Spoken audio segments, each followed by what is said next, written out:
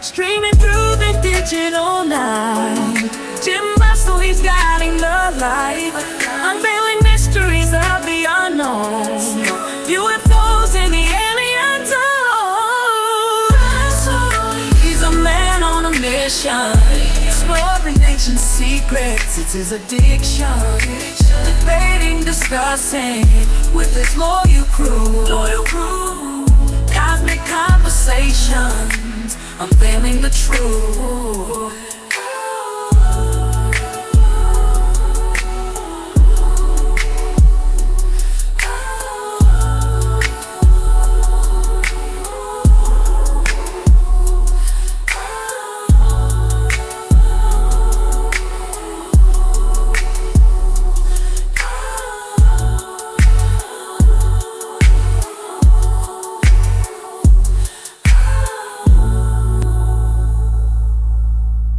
Dudes, what's up? Welcome back. The tune's in the background. How's everybody been? Goddamn. Happy St. Patrick's Day, everybody. Here, look what I did. I poured myself Guinness. My Irish brothers and sisters, Celtic brothers and sisters. Cheers. There you go. Oh. In celebration. Not a Schizo Sunday tonight. It might be a Manic Monday tomorrow with Galen TV. He'll be back on. But yeah, welcome everybody. Welcome. This is a maiden stream here as well with a multi-stream to Twitter, which I think is working. If anybody's here from Twitter, let me know. Just let me know if this is working. Actually, it'd be greatly appreciated. Going to Twitch and Twitter, and I'm going to try to go to Kick next time. So. Yeah. Oh man, fucking right. Everybody, welcome. And Shadows, thank you for the gifted sub. Appreciate it, man. Appreciate all the support. Thank you for people still watching these VODs too on Twitch. I see that. Thank you. You can catch these VODs. I've been uploading them periodically to YouTube now.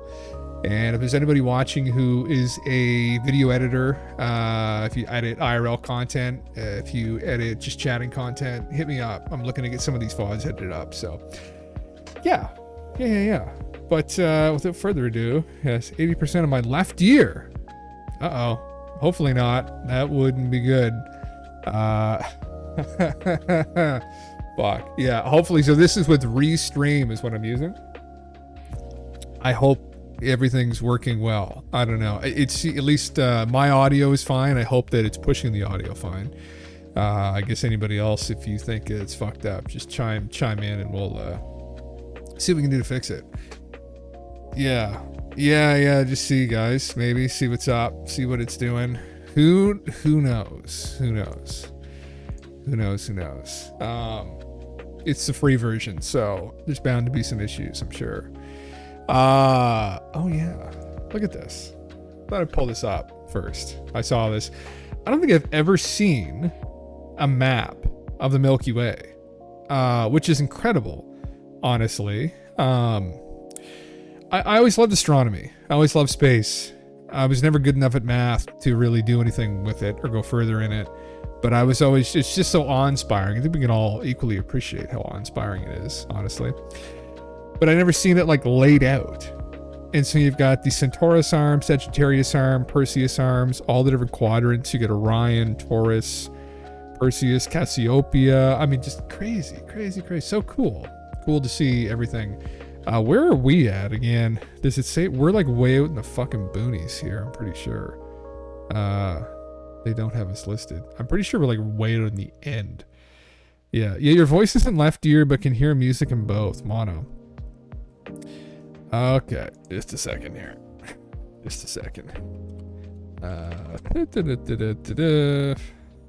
wonder if it is this. Oops, hold on now. Oh, that's annoying. Sounds. Let's see. We're gonna go to properties. Very strange. Doing a third thing. Oh, really? Oh man, that's annoying. I'm thinking that is probably a problem with Restream. which is obnoxious. I'm just gonna see if there's something that I can't do here with this. If I can do this, if I can do this, if I can do this. No, yeah, it's okay. I was just checking the channels here on this microphone because I've been swapping between two different output things. So no, this should be working. That's very strange. Yeah. All right. Well, it's an artifact, I guess, of this software. Yeah. I may have to swap back, guys, for the next stream.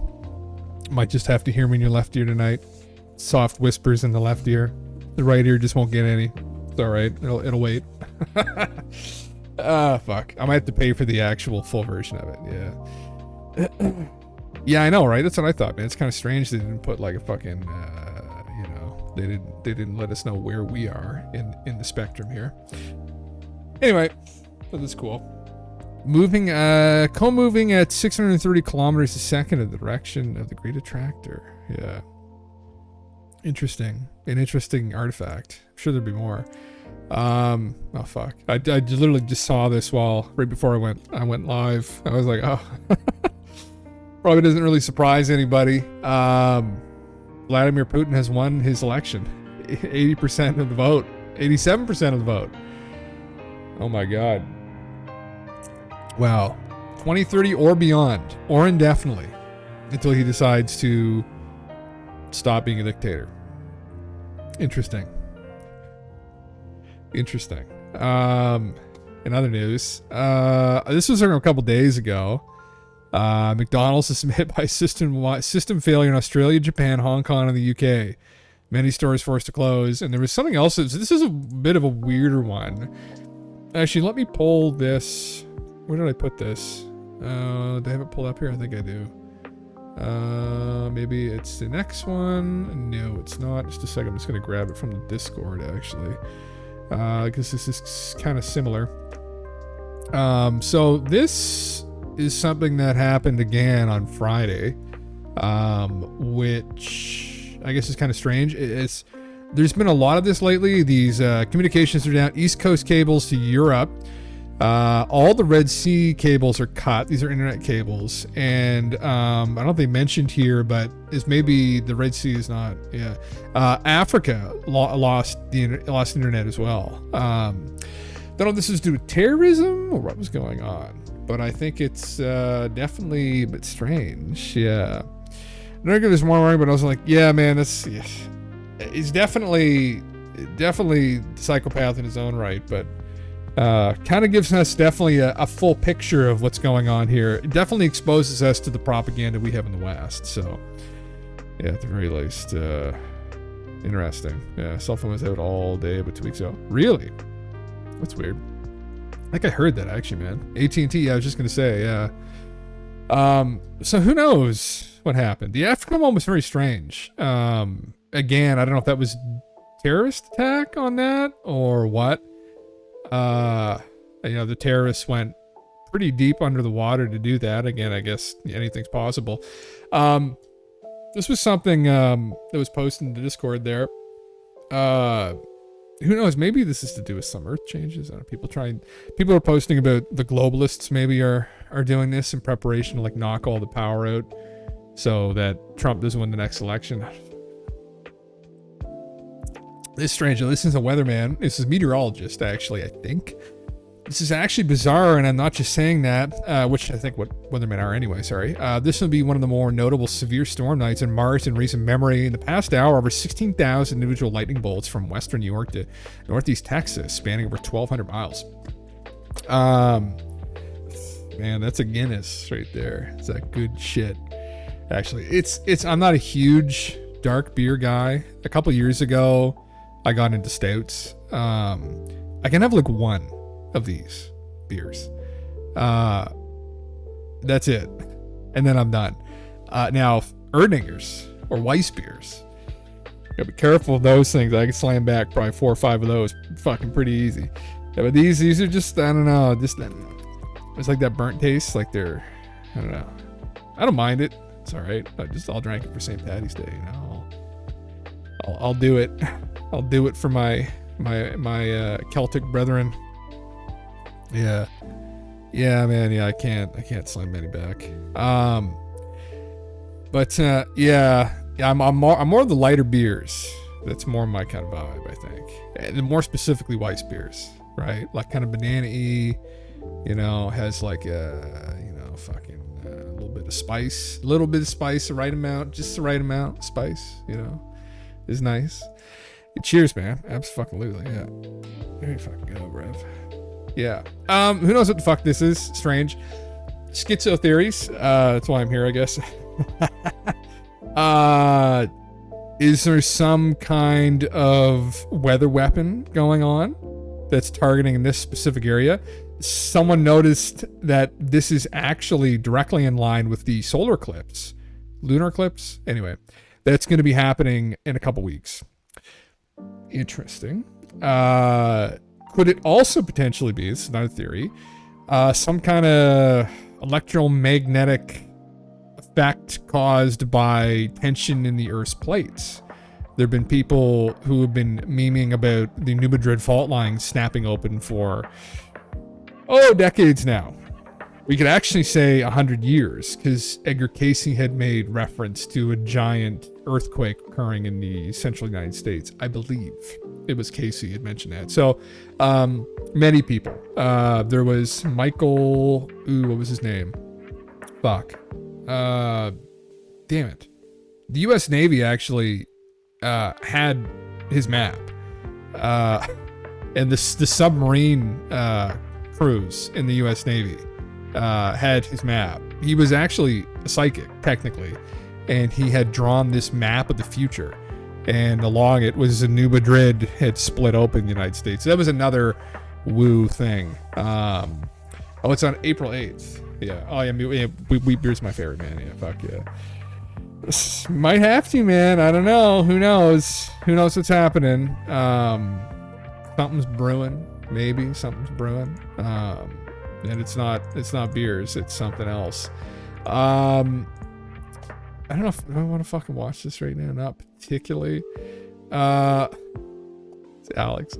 Soros pawns are making it a priority to wage lawfare on the average farmer. So this is, I think maybe I posted this. I don't know if I did or not. But essentially just covering the taxation that's been tried to push on the farming industry, and in the United States specifically, there's been a huge push to focus on imported meats and kind of push the average Joe out of farming. And this has been covered. I covered this many times on here with people who are familiar. Yeah, it's extremely problematic. Very unsettling stuff. Where again, you think that we'd get, and this is, I think, maybe where some historians and students of history have kind of failed us, and then I think they were anticipating that the next boogeyman, the next threat, was going to be obvious. It was going to be some maniac standing up and proclaiming war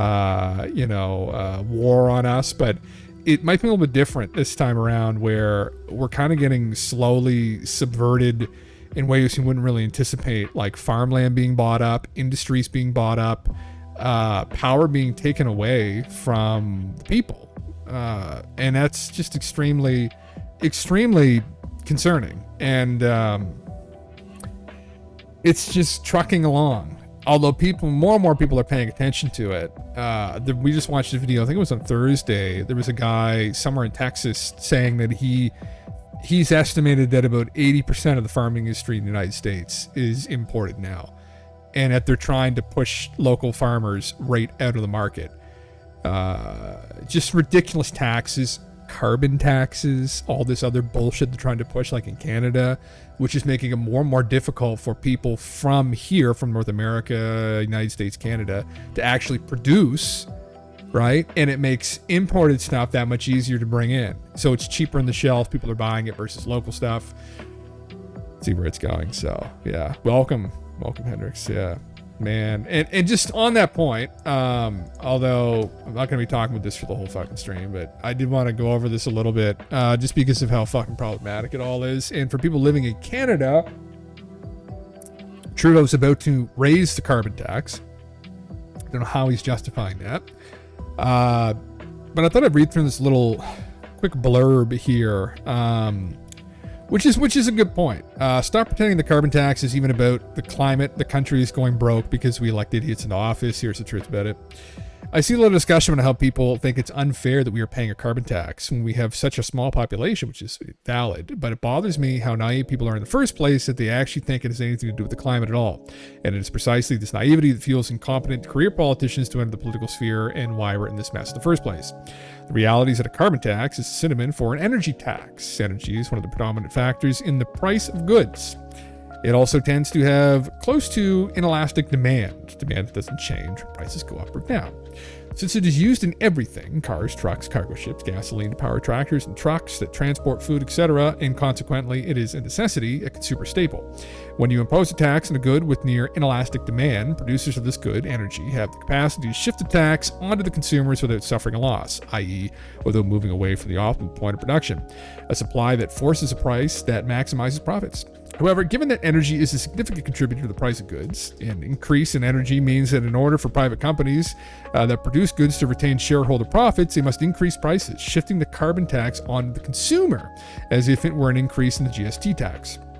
The degree to which prices of goods and services downstream increases has to do with the individual supply and demand curves of the good being sold.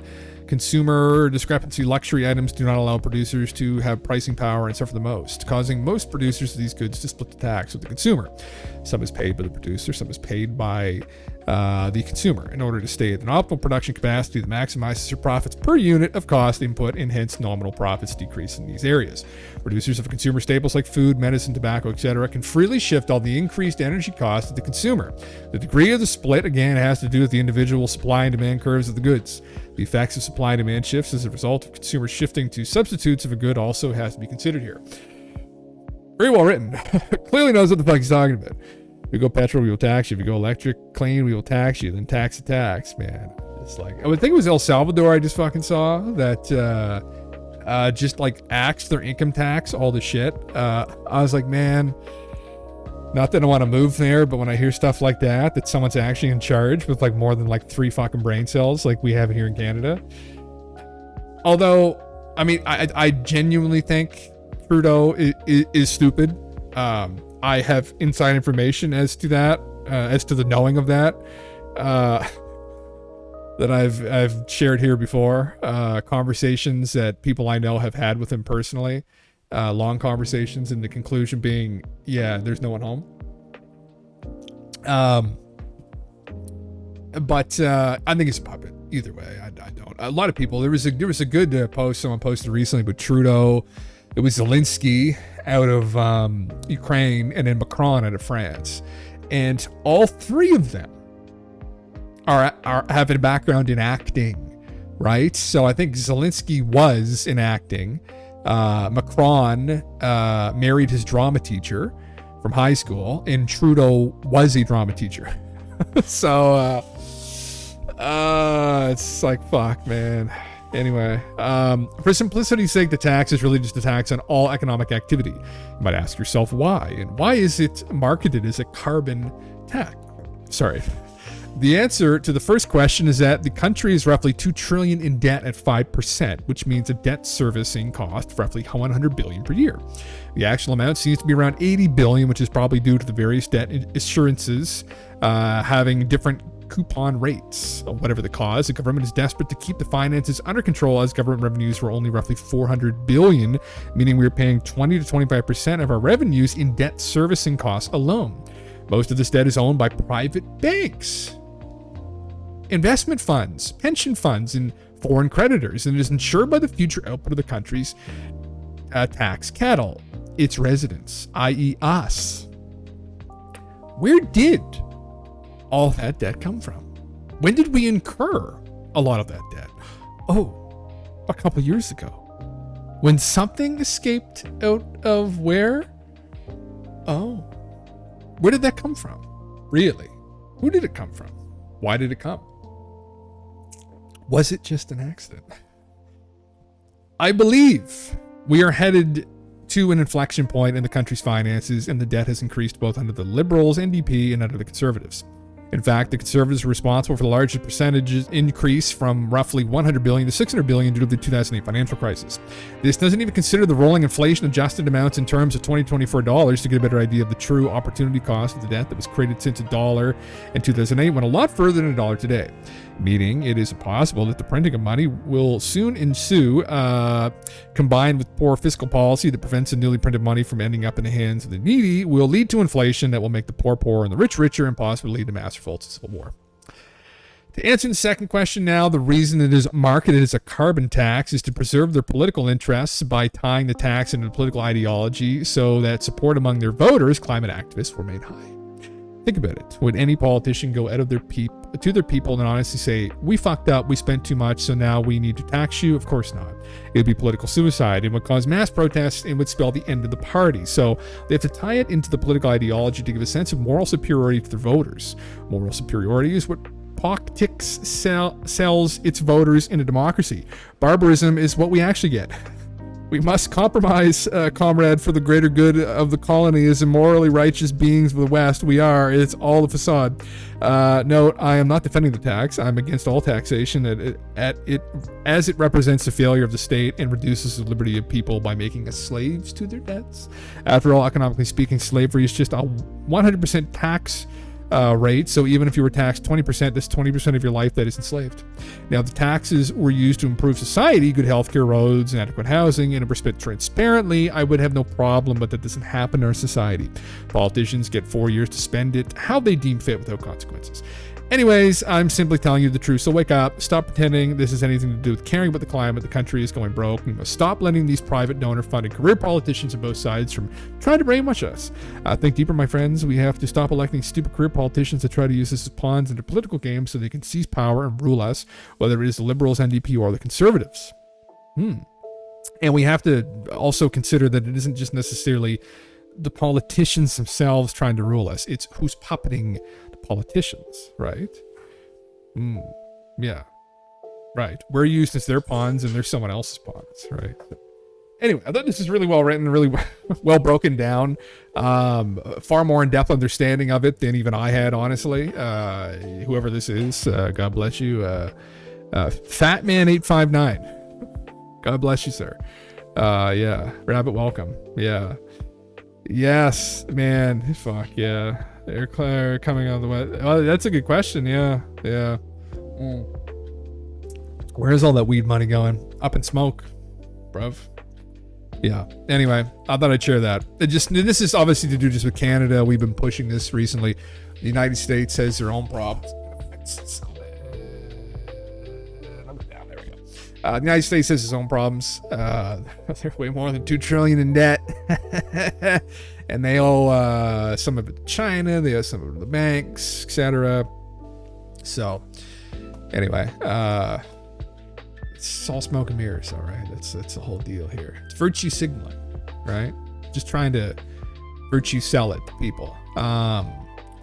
Yeah. I mean, speaking of which, I don't necessarily need to watch this. It's a minute long, but just RFK Jr. exposing NATO as a money laundering scheme for BlackRock. When we bring a new nation to NATO, the first part of the contract is a new nation has to conform its weapon purchases from NATO, which means they have to buy their weapons from Raytheon, General Dynamics, Lockheed Martin, and Boeing, and all those companies are owned by BlackRock. Fun little tidbits that we learn. Fun little things that we enlighten ourselves with. Yeah. If anybody is here from Twitter as well, don't be shy. Feel free to chat. I know. I guess you guys might not be able to see the Twitch chat going on here. But yeah, I see there's probably a couple people tuning in. I for people that don't know, I am on Twitter as well here streaming. So this is a multi-stream I've been trying. The audio is slightly fucked. I know. Thank you, Restream. I'll have to figure that out at some point. Yeah. Not me neither. I've been paying for it, the advanced version of Twitter, for a couple months now. And I just kind of realized that I can do it. So I thought, why the hell not? Yeah. Oh, thank you, Hendrix. Appreciate it. All right. Oh God. Yeah, this is I'm gonna get off this because I get more and more frustrated and angry the more I hear about these I hate talking about political stuff, honestly. Yeah. 16-year-old girl in Germany posted a video on TikTok comparing the popularity of the AfD party to the Smurfs.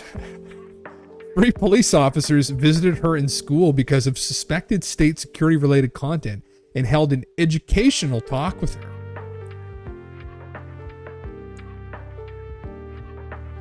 Fun. There was just a guy somewhere in, I think, the Netherlands that has been sentenced to a year in prison because of some memes he was sharing in a private group chat. Still haven't heard or seen what the memes were. Even if they were blatantly racist, I don't know if that really incurs a year in prison or if it should. Probably he should just step away from politics. I have a feeling like it's a mildly offensive Wojak. That's what my bet is going to be if they actually come out and release what the meme actually was. More disturbing, of course, is that it was in a private group chat that they got a hold of him from. So someone was watching his activity. Anyway. Oh yeah, this is this, you know what? I may just play this, actually. I might, fuck it, I'll read it because it works better. So James Lindsay warns Joe Rogan. This is a recent interview Joe Rogan did with this gentleman. Joe Biden may cede U.S. sovereignty to the WHO pandemic treaty in May. One thing that they consider another kind of pandemic is misinformation and disinformation. They just screwed up one pandemic, and now they say that they need to have total control over pandemic preparedness and public health. It's not even just about diseases, right? We know they screwed up COVID, and it was global tyranny. Imagine if they had the power where there is no Florida. There's no difference between Texas and California. It's all what the WHO says. So there's no difference between Florida, Canada, or Sweden, which did something different. Everything has to be on the same page. When they go further and they declare other things, matters of public health. Like gun violence is a public health threat, racial injustice, or inadequate food systems, it's literally a recipe for them to be able to declare total tyranny, particularly over anything that they think can skew public health. And so one thing that they consider another kind of pandemic is misinformation and disinformation. So it explicitly calls for censorship of what would be misinformation and disinformation. So now these 193 countries or whatever it is are supposed to sign over to the WHO the ability through a treaty that's not being ratified in the Senate. Like a treaty Joe Biden will probably do as an executive agreement rather than passing 2/3 majority in the Senate. So we have this treaty that hands over control of the United States as a federal entity to the WHO, which is led by Tedros, who is openly Marxist. So what the hell is going on with that? Where they have total blanket control over anything, they can declare public health, including misinformation and disinformation. There's no full signing off until the meeting at the end of May. So we have about 11 weeks. Who is going to go for that? Joe Biden.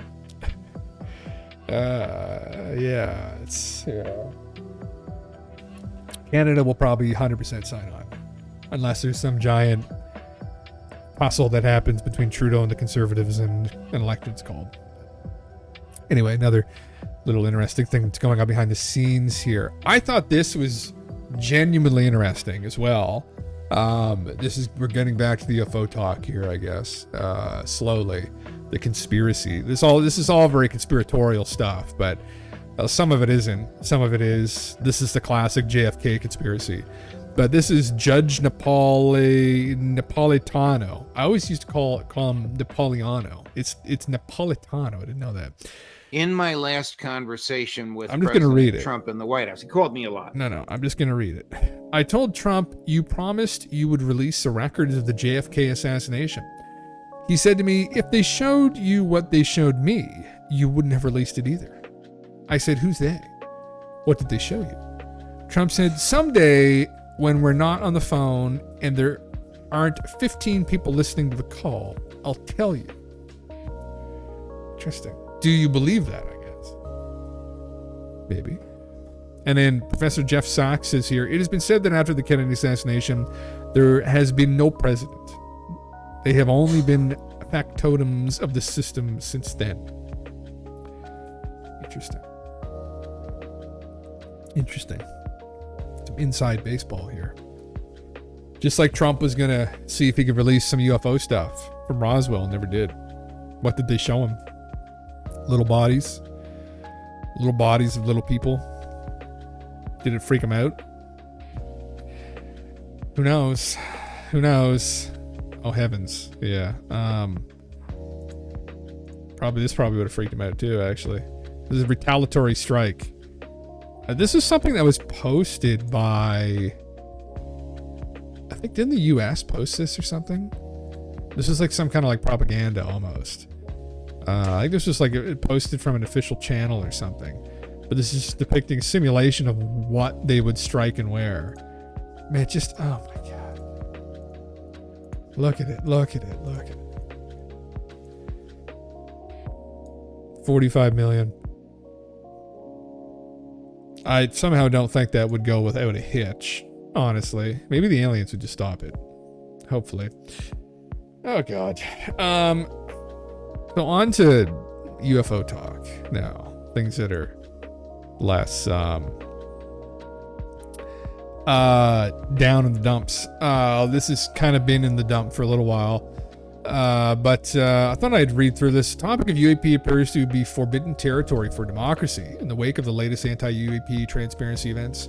This article by Libertarian Times Chris Sharp of 2 years ago is more actual than ever and deserves to be read today. Thought I'd pull this up here, actually. Are UFOs a forbidden frontier of American democracy? So he wrote this, a little bit over 2 years ago, 14th of January, 2022. Initial concerns raised by the Senate Intelligence Committee in 2020 remain unaddressed. Elected representatives face internal resistance to UAP investigative oversight in transparency efforts. Unelected officials seem intent on undermining Congress's UAP efforts despite national security implications. Unelected officials challenging elected representatives to this extent could pose problems for democracy. Despite best efforts, those wishing to thwart Congress do have huge obstacles to overcome. The democracy dies in darkness. So reads the Washington Post slogan, a phrase made famous by legendary journalist Bob Woodward. Today, there is no darker place in the U.S. government than the Office of the Secretary of Defense in the context of its handling of UAP. Although some progress has been made to address incursions of unknown craft around U.S. sensitive military assets, there remains one big obstacle: the unelected bureaucrats. Every day, we face a situation where U.S. service members may be encountering exotic craft that pose a threat to both their safety and global security. Yes, the provision by Congress for a new office investigating UAP marked a monumental occasion. Yes, it will lead to multiplication in staff, dollars, and capability when compared to previous efforts. However, there is a long way to go in satisfying the initial concerns of Congress raised in 2020. That's because elected representatives face internal resistance to investigative UAP. Such resistance can even frustrate the implementation of Congress's intent as legislated within the NDAA. Have bureaucrats misled Congress and the executive branch? It is unclear how much influence bureaucrats have had over Deputy Secretary of Defense Kathleen Hicks and Director of National Intelligence Avril Haines. But so far, Hicks, Haines, and perhaps even Defense Secretary Lloyd Austin have followed the agenda of those that are not actively undermining citizens in Congress. In November, Hicks and Haines tried to relegate the UAP Task Force successor, the much slated the Office of the Undersecretary of Defense for Intelligence and Security. In other words, they avoided responsibility. The move was in conflict with Congress's own draft legislation within the NDAA, which is assigned responsibility to the highest levels of power: the Secretary of Defense and Director of National Intelligence. Following June's UAPTF report, such a move was tone deaf and never stepped to Congress, which was sufficiently alarmed, caused representatives like Andre Carson to call for public hearings. I still wonder if Luna dug the rabbit hole too deep after the religious comment you made. Good question, man. Yeah, it's interesting to hear him talk, but this is obviously a year before David Grush came out. So kind of interesting. Go back in time and little did you know what was coming down the pipes. Yeah, I mean, you hear this, and I've got another thing queued up here, which I can just kind of queue up whenever, I guess, which was a video from Tom DeLonge. But Tom has, I followed Tom's music for years, but I've offhand followed him within this sphere of UAPs, UFO stuff. Some of these guys have this whole thing about like aliens are demons and aliens shouldn't be trusted and all this stuff. And obviously, I think Luna is a deeply Christian, I think, and they may be looking at this from like through a spiritual lens, and there might be an element of that going on there. Maybe there's like ethical orientations of visitors. Maybe they're separated in some way. Maybe there's like a good versus evil kind of battle going on over our heads. Like, that'd be cool. Be like Star Wars in real life, right? Like, that'd be sick. Who the fuck knows about any of that, honestly? There's a lot of anecdotal stuff from the abductee phenomena that kind of points in those directions, but knowing that for sure, I don't know. It's you wonder though how, and this gets deeper into, I guess, everybody's kind of individual psychology, and how you're interpreting this is all very subjective, right? So if you're someone who is very Christian, and you're looking at everything through this kind of spiritual, I'd hazard to guess, archaic kind of spiritual lens at times, you might look at this phenomena as these beings are deceivers, that they're demons, and that could be problematic. Maybe it's more metaphorical in that not all of the encounters have been good, and it's some kind of like warning through scripture, just to kind of just sprinkle it on to people first before they dump it on everyone's face, this can't be as nuts as the leaders we have. Well, man, and that's my whole thing, Rabbit. It's like, man, at this point, yeah, and just there's other stuff I don't even like talking about on here, but the whole like human trafficking thing, it's just like a fucking dark thing, and things may be way worse than I even want to contend with, or we want to contend with. And if that's the case, yeah, I think, fuck, like, let me talk to the aliens, for Christ's sake. I'll figure that out on my own. I if it's that bad. I mean, they do come and take people in the middle of the night. I can understand why they call them demons. That's true, man. Yeah. Again, yeah, like, and even if they do, and as I think we've all talked about the abduction phenomenon, where that really presents the biggest problems, it is in and of itself a bit of a problem for some people because it's kind of a strictly anecdotal thing.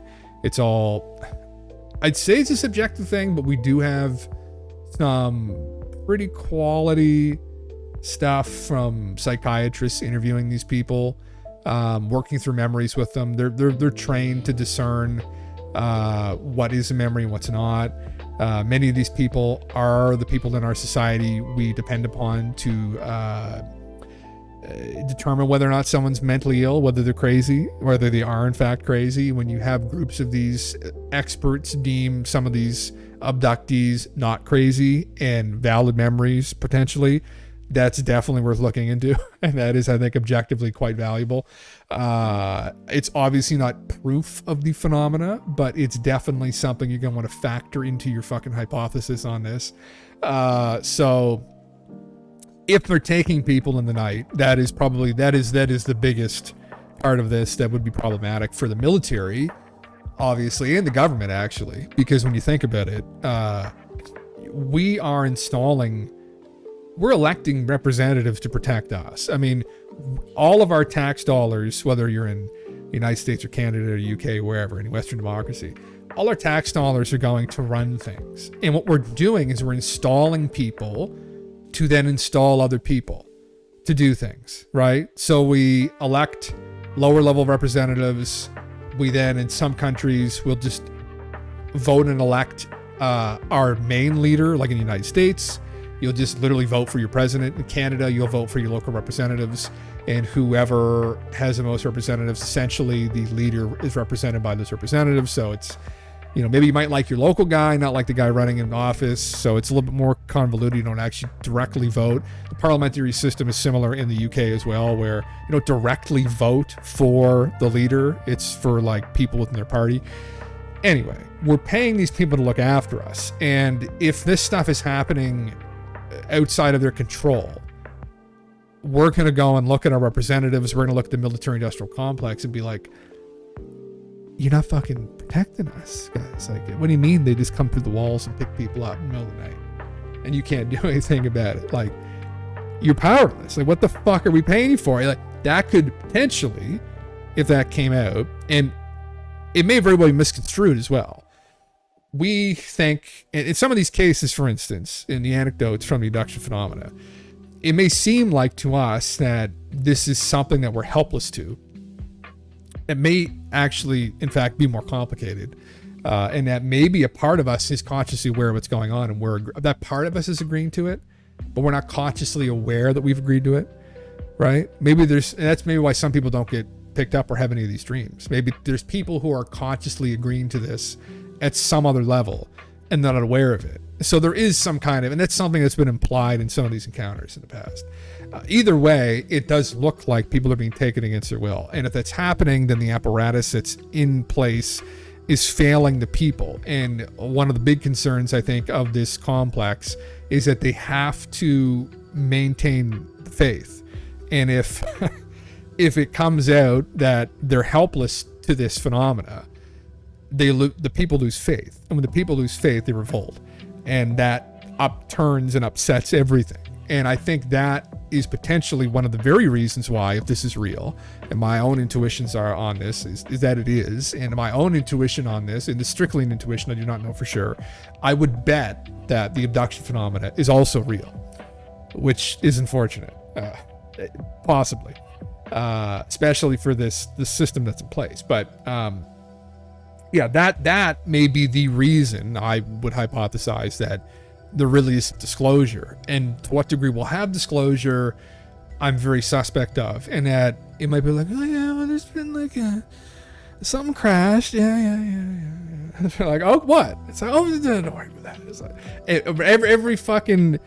every turn we're gonna have to fight and be like, well, who crashed? It's like, oh, Zeta Reticuli. From where? Zeta Reticuli. From Zeta Reticuli. It's like, oh, well, isn't that the people that took up Betty and Barney Hill? Yeah. I'd be like, what? And then they'll start putting it together. And I if I were to bet personally how this is going to go, right? It's going to be this little creep. And I personally think that, it's my opinion, what do you guys think? We need the door kicked open. His time is running out, and there's other things going on right now that are equally as concerning that we need to address. And kicking the door open may be uncomfortable, but ultimately will be enlightening, and that's what we need. So I say to be like dancing, like, yeah, I think they're embarrassed so they can't protect us. Yeah, it's exactly, yeah, man, yeah, that's definitely a part of it, I think. Yeah. And I think it may be even just very concerned in the faith that might be lost if it's revealed that they cannot, and how problematic that would be again for the apparatus if that's the case. And again, there's this, in these democracies, ultimately the people have control, and a part of the game that's played now in the West by many of these globalist elitist types is trying to do their best to segregate. And I'm not saying that people within the government, like people that work for the fucking post office and shit, are doing this, but there is definitely a group of people that are trying to segregate people as much as possible. Black versus white, straight versus gay, fucking every possible which way they can. Any one of these little tension points can be pressed on, and they have to keep doing that because people cannot realize that they collectively have the power in these democracies, that we are literally in charge. So yeah, now, Jim, we are powerless. Yeah, people have control. Yeah. It maintaining that illusion is so important because it just, that keeps them in control. Whoever they are, just wealthy people who have subverted their democracies here in the West, right? Puppeting politicians, etc. So be my theory on it. I think from all different colors and creeds, there's one group of people, right, from one place in particular, I don't think. But anyway, and at this whole, and I think that's again why this is so important. This talk about disclosure is so important, in that if this door were to be kicked open and people were to realize some of this stuff, it would be a great awakening, actually. And although at first it would be a bit concerning because people would be like, well, you can't protect us from this. I'd be like, no, they can't. But let's get a better understanding of how everything works before we start thinking we're completely helpless. Because it may in fact turn out that we actually aren't. And that the phenomena may be more interested in interacting with people on a case-by-case and individual basis than by interacting with the government, right? Or a corrupt system, in fact. So, yeah, my mom would freak if the government came out and said UFOs and aliens are real. We're here right all along. Yeah, well, that's the thing, man. And you're not alone, right? There's lots of people, even in here, who have had their own experiences with stuff, and are just so convicted because of that. Like I've never seen UFO, really, I've had some metaphysical experiences, I guess. So that's what's led me to not be ignorant to mystical experience, I guess, right? But it's definitely.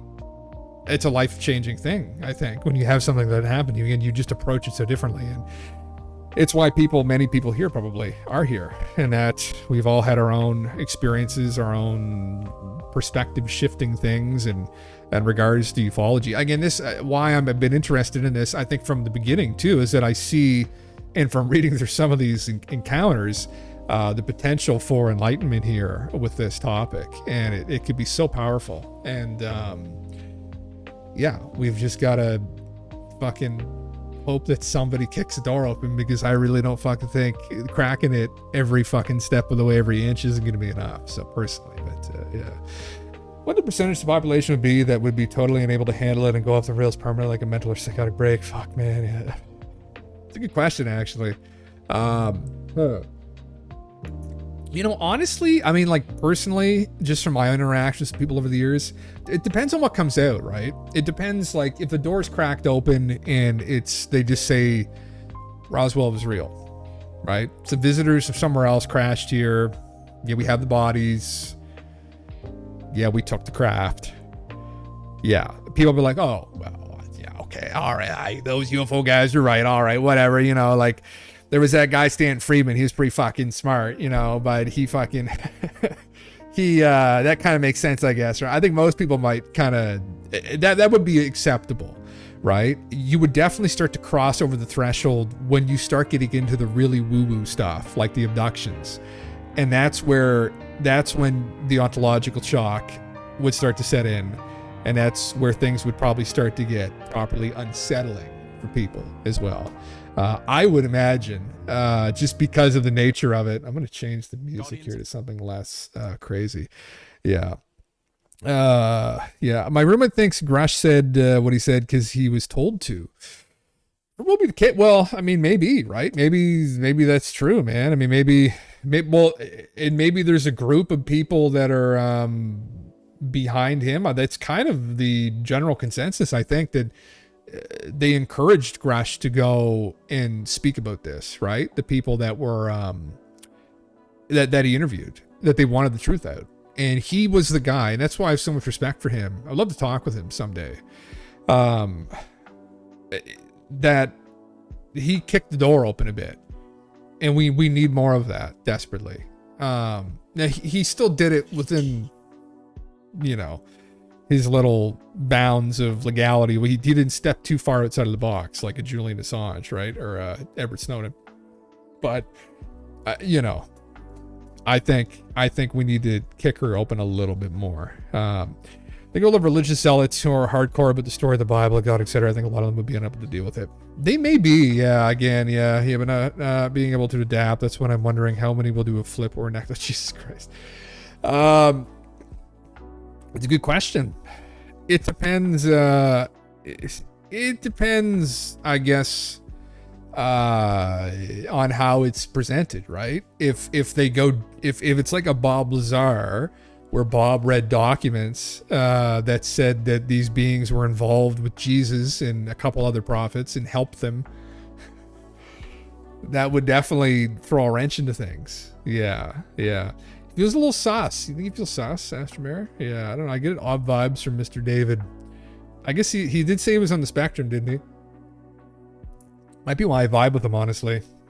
Probably. I haven't had my test done yet. I got to get my tax credit, so I might have my test done actually soon. All the viewer wise, but we'll speak with him someday. Yeah, man. Well, yeah, I know, right? Yeah. Oh. I think if David's been privy to the stuff that he's actually implied he's been privy to, I think he definitely, there's going to be a lot of holding back, smoke screening. I think it might be natural that there are elements of his conversation with people that people are like, huh? Like, well, explain a little bit more. And he's hesitant to. There's a reality to this potentially if it's as vast a conspiracy as some people have made it out to be, like Grush, where it's very dangerous. And a part of his story has kind of implied that as well, where there are people with a lot of money who have been involved in some pretty shady shit, I'm assuming, who want to keep this kind of out of the general public. And there we go. And for that reason, I think he may be kind of dancing around some things a bit, and I don't blame him if that's the case. I would never expect him to be a martyr for us. But at some point, I think with all of this, a group of people may actually have to kind of be, if we want the door kicked open and we want all these other Jews to be broken free and broken out. And yeah, don't know. I think, and this is in regards to the whole religious people kind of have deeply, fundamentally religious people having mental breakdown due to this. As someone who, I'm not an expert on the New and Old Testament, I have read through the Exodus a fair bit in the last couple of years. My own research into catastrophism in that story in particular, and how it might relate to catastrophism. Where'd the music go? Oh, it ended.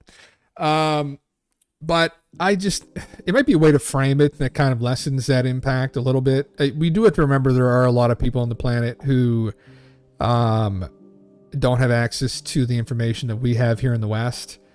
And maybe their only window into any kind of an education is reading their religious text.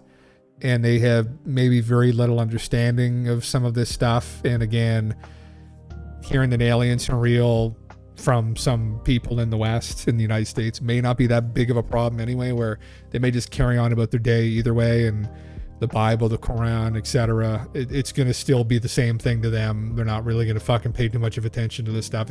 They're going to shut down with anything like that anyway. They're going to stick to their beliefs and their doctrines, and they're not going to veer from that. Even the Eastern religions, or Tibetan type people, Buddhists, they're going to do what they've been doing, and they're not really going to change that much. So maybe that might not be a problem. I don't know. Maybe it's, maybe not. Even if they say the U.S. government's like, fuck, they're fucking taking people, man, in the night, bro. They're fucking taking them. I think he was in under the sheets, and then he wasn't. And then he's gone. Then he appeared back in the morning. I don't know if that's really gonna fucking be anything anyone in some of these other cultures are gonna be like, what? Like, what? Like, there's probably not gonna pay attention. But although everyone here might be panicking, right? Yeah. Because he was under the sheets and then he wasn't. That's what happens, though. Sometimes the sheets go with you too. There was a story. Oh fuck. Where is this? I always forget this incident because it is a documented one. And the police ended up breaking the window to get the sheet out. Someone here, whether you're on Twitter watching or you're on Twitch, may know this incident. But there's a bit of rumor involved in here too. But supposedly there was a bed sheet that was in a window, like inside of a window. And supposedly the incident was this young boy got abducted, was his recollection, although barely recollecting it. And that they pulled him through the window. And when he went through the window, the sheet came with him. And then he went, and then the sheet fell down and got stuck in the window. And supposedly the police went in and broke the window to get the sheet out. And fuck. Like, if you had that as evidence with that story, that could have proved the story. Potential. And then they come in, they're like, oh, fuck. Well, you have the sheet out, bud. Fucking break the window. It's like, no. Fucking idiots. Even there probably would have been pieces of glass still fused in with the sheet, but it's like, how many times does that happen too? Right? Yeah, the sound is slightly fucked. Just anyone watching, FYI. Yes, I know. It's a restream. I'm streaming to both Twitch and Twitter. This is the maiden stream, and restream has fucked the audio. So tomorrow night's stream, I will have to rectify that. So yeah. I have to fix that up. So Poppy, you just got one ear today, all right? Just pull your other earbud out and just enjoy the one ear tonight, all right? All right? That's all you're gonna get. Yeah. You're pretty. I'd be interested in talking to Travis Walton. Oh man, me too. Absolutely. Yeah. Sorry, I didn't see that comment earlier, Wardringer. Yeah. That's, you get a pretty good idea, right? Yeah. I've heard from people, and watching him and Joe Rogan, definitely. I'd heard his story for years. Fire in the Sky, the movie, is like the movie that when I was a kid made me terrified of aliens. Like I had a terrible phobia of aliens. Like I would have night terrors before I went to bed. Like I would just be laying in bed thinking they're coming up the stairs to get me. It was because of, well, there's a couple reasons, but mainly Fire in the Sky. But his actual story is just so fucking interesting. Yeah, I would love to meet. And an oddity too, in that he was quasi-conscious throughout it all. Which is strange, because typically people during these kinds of encounters aren't conscious. It's usually something they have to recollect. But yeah, very interesting. Yeah. What do population control? Just tell people that aliens are real and just sit back and watch all the religious nuts jump off the buildings. Jesus Christ. And hopefully that doesn't happen. if it comes to that, right? But it's one of those things that at some point people've got to kind of move on. Maybe, who were these prophets anyway, right? If you go look through Bob Lazar's stuff, there supposedly, I mean, again, Bob's account is obviously pretty sketchy, but there is that document he said he saw. He was fairly convicted that when he read it, again, maybe this is one of the made up documents, right, they gave him, but that they were helping the prophets, right, that they helped them on their incarnation here on Earth. Simulation theory, you got fucking alien theory, you got a bunch of stuff cooked into that all together in one right there. So that's was an all-in-one deal there. So again, people who are religious, a lot of people that I've encountered personally, who are like fundamentally religious, it's usually based on, I was just speaking with someone who is like deeply Christian, and they're pretty open-minded actually. They just have an intuition there's something more to this life, and they have an intuition that there's like an afterlife, and they have an intuition that we're like a soul, and these are all kind of philosophical concepts too. And as a philosopher and someone that loves philosophy, I was speaking with them, and I think that's a lot of people, maybe they have those kinds of intuitions. And if this phenomena is as enlightening as it might seem from like abduction accounts, even some other anecdotal stuff from people who maybe been involved with individuals who have maybe had contact with government people who have talked to aliens, etc., all the crazy fucking stories you read. It's a very spiritual phenomena, and it just ties into simulation theories, one way of looking at it, but effectively that we are all consciousness, or you can call them souls or whatever, just having an experience here, and they're the same. And it could maybe kind of they could maybe explain the basis for a lot of this religious stuff. Maybe it could be a great enlightenment for everybody, people who are religious included, right? And again, people in philosophy that I had gone to school with, some people go off to be priests, they go to study different religions, they do philosophy of religion, it's kind of intertwined, right? And a lot of people over the years, a lot of philosophers, even a basis for a lot of science, a lot of scientists were priests, right? So it's all kind of interconnected, intermingled, and I think maybe it might not be as bad as it might seem, depending on how it's all framed and how it's fleshed out. So I blacked out as soon as the beam hit me. I whited out, actually. It sounds so crazy. Well, man, it might, but is it objectively crazy, though? It's the thing. And if there's accounts of all kinds of other people having the same kind of phenomena, it's a struggle with it, right? Where there's a subjective part to all of it, where it's only something that you've had, and that's probably the most frustrating part of it, where it's like I can't verify this for sure, right? But I know for me that this happened. I encountered this. So like, what is it? And you dig through it, I guess, right? Like, not alone, I guess, right? That's what there's fucking support groups for people that have had these encounters and stuff, and fuck, you know, intuition, or was it bred into the psyche while growing up? That could be it. Actually, this person I was speaking to, her family wasn't religious. She was a bit of an oddity. She became religious. She joined church, and she's actually a very smart person. I had a conversation with her a little while ago, and I was like, wow, there you go. So you run into that occasionally, right, with people. Some people are just, man, I was on fucking meth, and like, Jesus fucking saved me. And I was like, you know what, bro?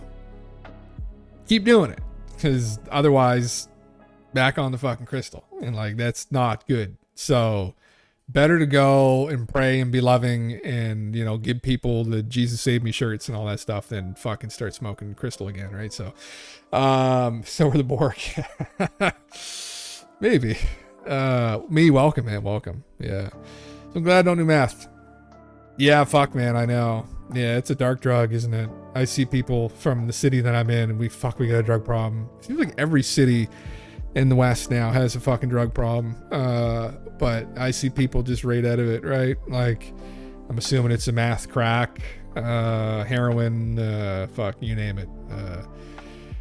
Man, yeah, fuck, it's bad, man. It's, yeah, just need a little bit of the light, right? And, you know, sad stuff. A lot of people that suffer from addiction have a lot of trauma, and that was something I wasn't well acquainted with growing up. You know, you hear drugs are bad, don't do drugs. You do drugs, you're bad, right?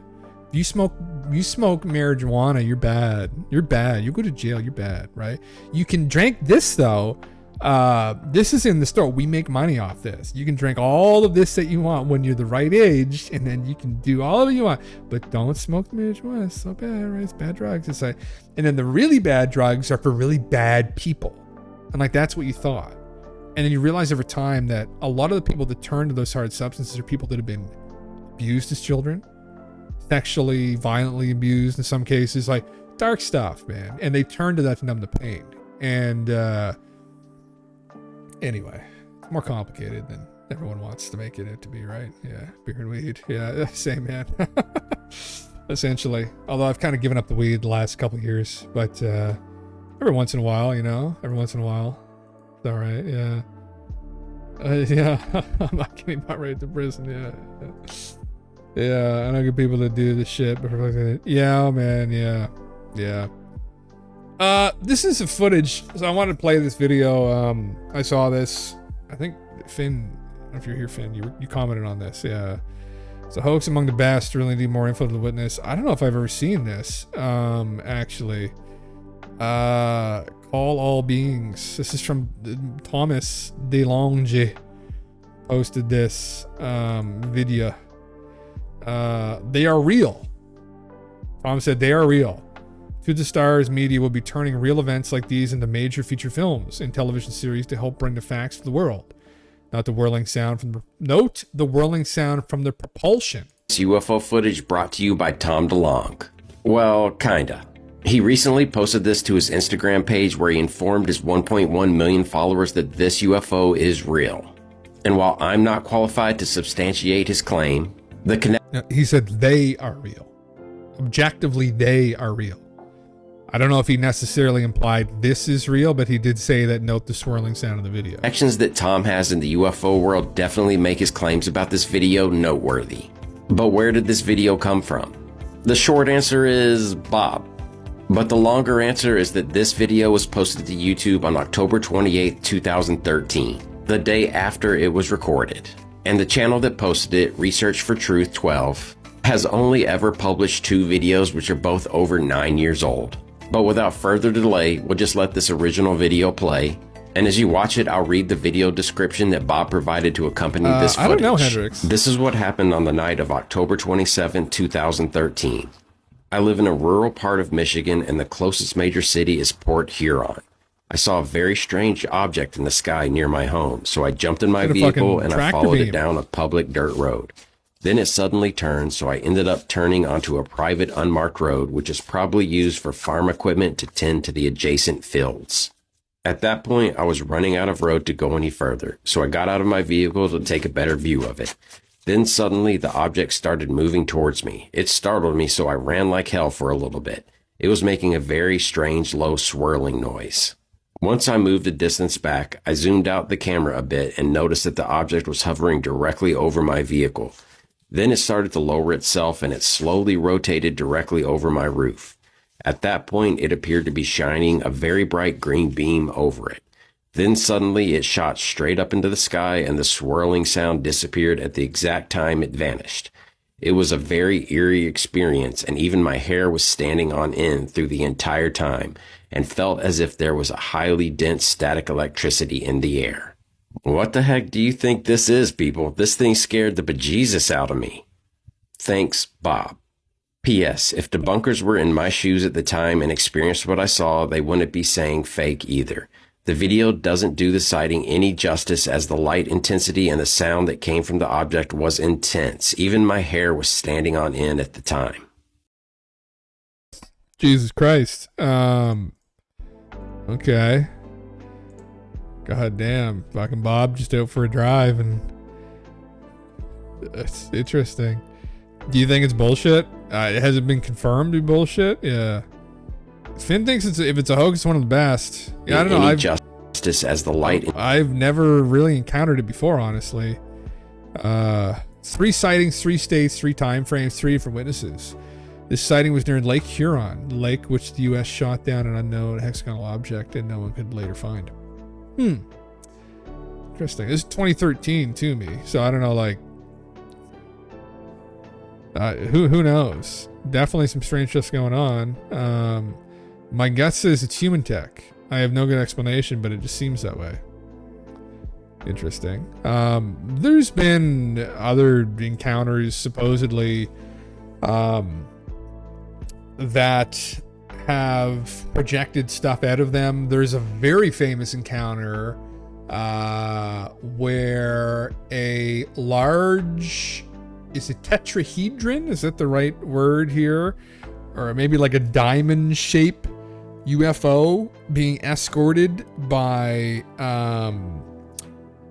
black helicopters flew over a woman, her mother sitting in the passenger seat, her daughter in the back seat, and it burned both her and her mother fairly badly with radiation burns. And I think they developed cancer on some of the burns. This is a well-documented incident. I fucking forget what it's called because, again, there's so many of them to remember and all the intricate details I've forgotten. But it did happen, and it's very well documented. A tetrahedron is like a pyramid. Fucking, I didn't learn my shapes. Tetrahedron. Fuck. That's not even close. What's 2 tetrahedrons together? Oh, fuck. That's not it either. It looked like this. That's what it looked like. Right like that. Man, fuck. Like, God damn it. Like, yeah. Oh, is this in here? Oh, you got it. Thank you, man. Oh, that's close. Almost. Yeah. Oops. Almost. That looks sick. That shit looks sick. We could probably find the incident. Yeah. UFO burns woman and mother. I can find it here. Ash Landrum incident. There it is. See? 2 pyramids together. Kind of. And the exhaust burned the shit out of them. On the evening of December 29th, 1980, Betty Cash, age 51, Vicki Landrum, and Vicki's grandson, Colby Landrum. See, I almost got the story right. We're driving home to Dayton, Texas, in Cash's Oldsmobile Cutlass after dining out. They later said about 9 p.m. while driving on an isolated 2-lane road in dense woods, they saw a light above some trees and that the first thought it was an airplane approaching Houston Intercontinental Airport and gave it a little notice. gave it little notice. A few minutes later, on the winding roads, they saw what they believed to be the same light as before, but thought it was now much closer and brighter. They said it came from a huge diamond-shaped object, which hovered about the treetop level, and at its base was expelling flame and emitting significant heat. Landrum told Cash to stop the car, fearing they would be burned if they got closer. A born-again Christian, she interpreted the object as a sign of the second coming of Jesus Christ, telling Colby, "That's Jesus. He will not hurt us." Uh-oh. Here's my theory going out the fucking window. Cash said she was anxious and considered turning the car around, but abandoned this idea because the road was too narrow and she presumed the car would get stuck on the dirt shoulders, which were soft from that evening's rains, and that's just Jesus. He's not going to hurt us. Continue the story. Cash and Landrum said that they got out of the car to examine the object, but that Colby was terrified, and so Landrum said she quickly returned to the car to comfort him. Cash remained outside, mesmerized by the bizarre sight. As Jerome Clark wrote, he went on, "The object, intensely bright and a dull metallic silver, was shaped like a huge upright diamond." There you go, diamond. About the size of the Dayton Water Tower. Yes. Every time the fire dissipated, the UFO floated a few feet downward towards the road, but when the flames blasted it again, the object rose the same distance. The heat was strong enough to make the car's metal body painful to touch. Cash said that she had to use her coat to protect her hand from being burned by the door handle when she finally got back in the car. Oh my heavens. Video evidence of this was shown in UFOs What's Going On in 1985 documentary. Investigators cited as proof of their account. Really? A hand pressed into the soft vinyl, leaving an imprint. Holy shit. It descended over the treetops and ended up burning them. Health problems.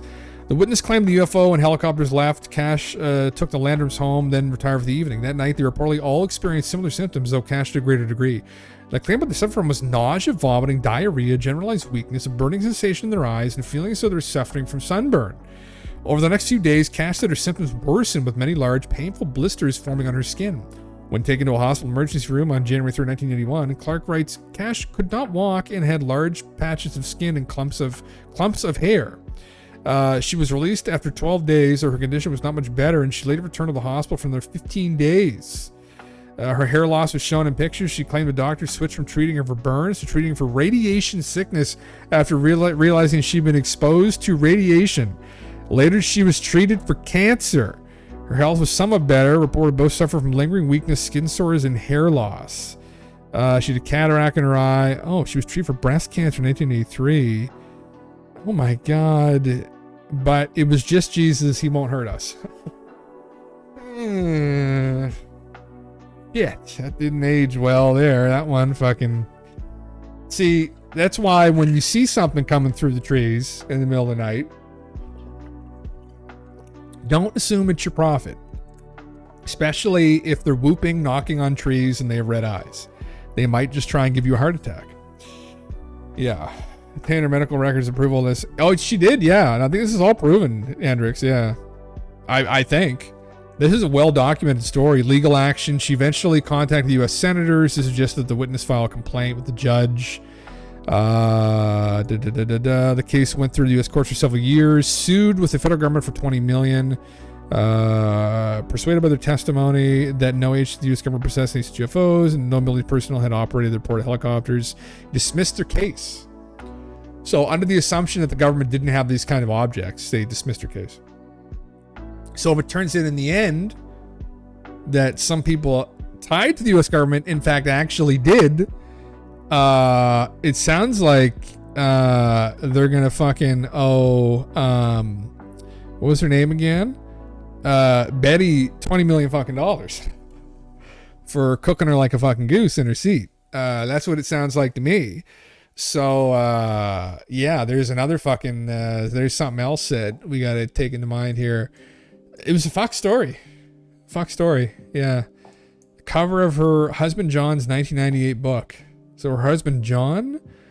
Oh, okay. Kathy Schuster. So that's... What the fuck? These crayons to draw this? Or what the fuck? This is like an artistic piece? Or... Holy shit, but I could have fucking drawn a better version than that. That's not that great. Yeah. Well, let's find out. Oh, yes. When they encounter Sorry. Betty Cash and Vicki Landrum are driving through Texas when they encounter this giant diamond-shaped object There you go. hovering and spewing out blue flame from the bottom. They stop the car to investigate. The local environment is actually being heated by this object to the point where they try to touch their car and it's hot to the touch. And then what happens is they notice that there's an army of helicopters, Chinook helicopters, seeming to escort this object. We got out of the car. We come down almost to the treetop. And then it went back up. Man, that's fucking it right there. That's it right there. God damn it. Pretty crazy. They got burned. She got breast cancer. Tried to sue the government. It failed. I mean, who the fuck else would have had all those goddamn Chinooks? Lockheed? I don't know. Private corporation, potentially. I didn't feel any symptoms at a mind counter, but I had the inclination of an implant on my shin that's moved to my other shin.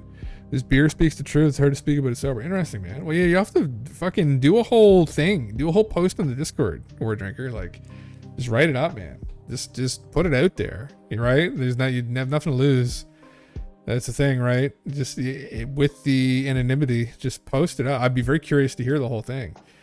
I wish that I had experiences. I don't have any that I can recall, right? I'd be so much better if I was like, I'm an experiencer. I fucking went through this. I don't. And I wish that I did.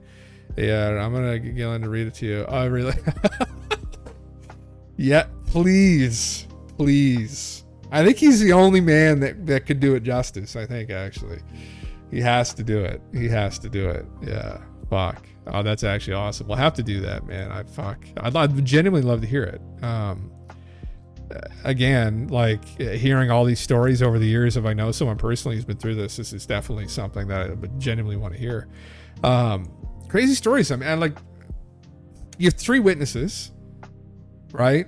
And they've got physical evidence here that something very anomalous happened. Like, you don't just go for a Sunday drive and get radiation poisoning, right?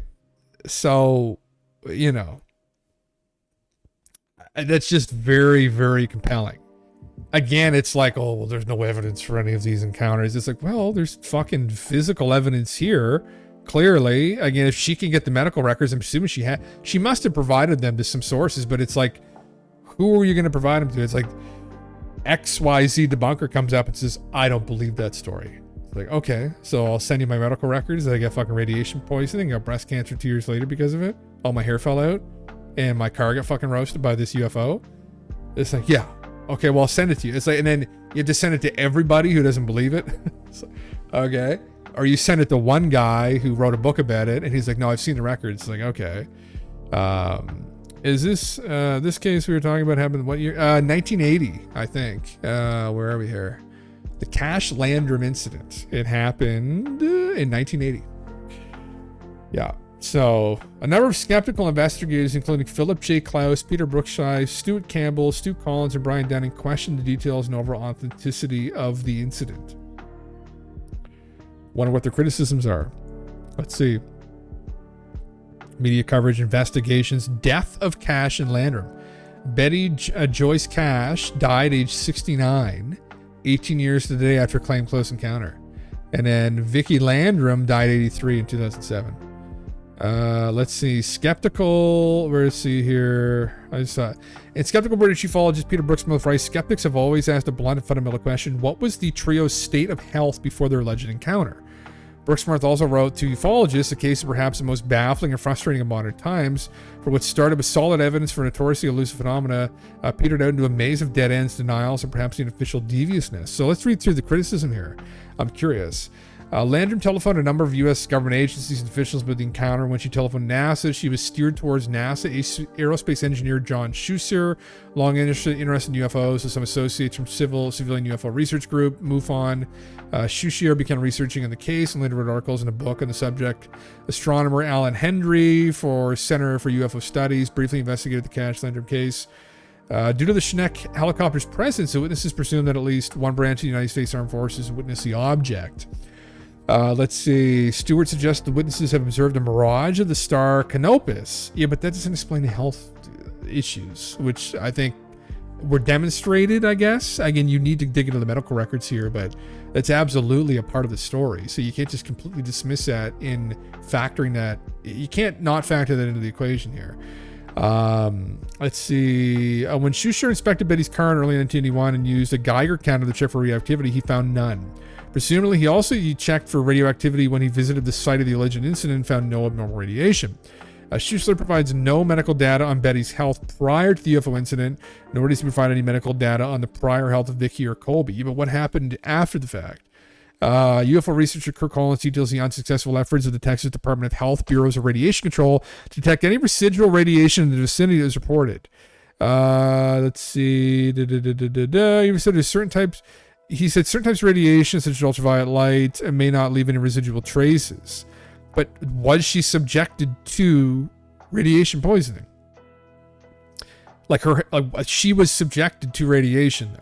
That's the thing. So even though you didn't find it in the car in the area, she was subjected to it herself. She showed signs of it.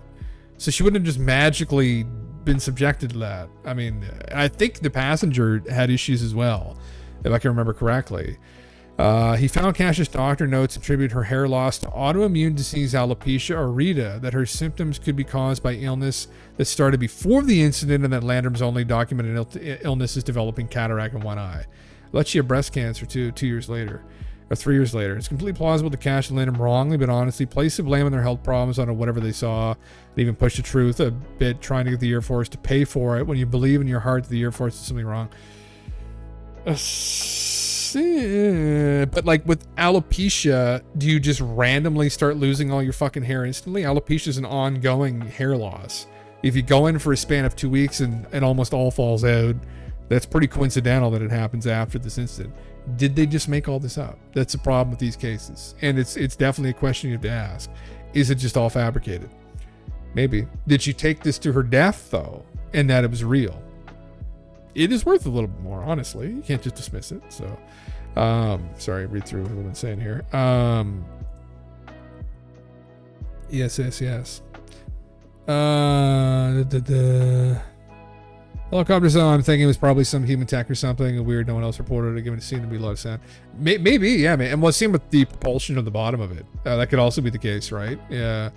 Hunting one night, and you saw 2 UFOs. They came from opposite sides of the sky, met each other, and then shut off at right angles. Not a plane that I know of that could do that at that speed. Yeah, man, fuck. I mean, yeah, that's pretty crazy. See, I wish... I had one incident where we think we saw something fly off really quickly, and I've seen twice a couple years ago on 2 different occasions what I thought were satellites take some pretty hard right and or left turns and then move in like pretty much an opposite direction. So then that was very suspicious. Yeah. If second encounter is similar to that, and firefighter just followed after. Oh my heavens. Wow.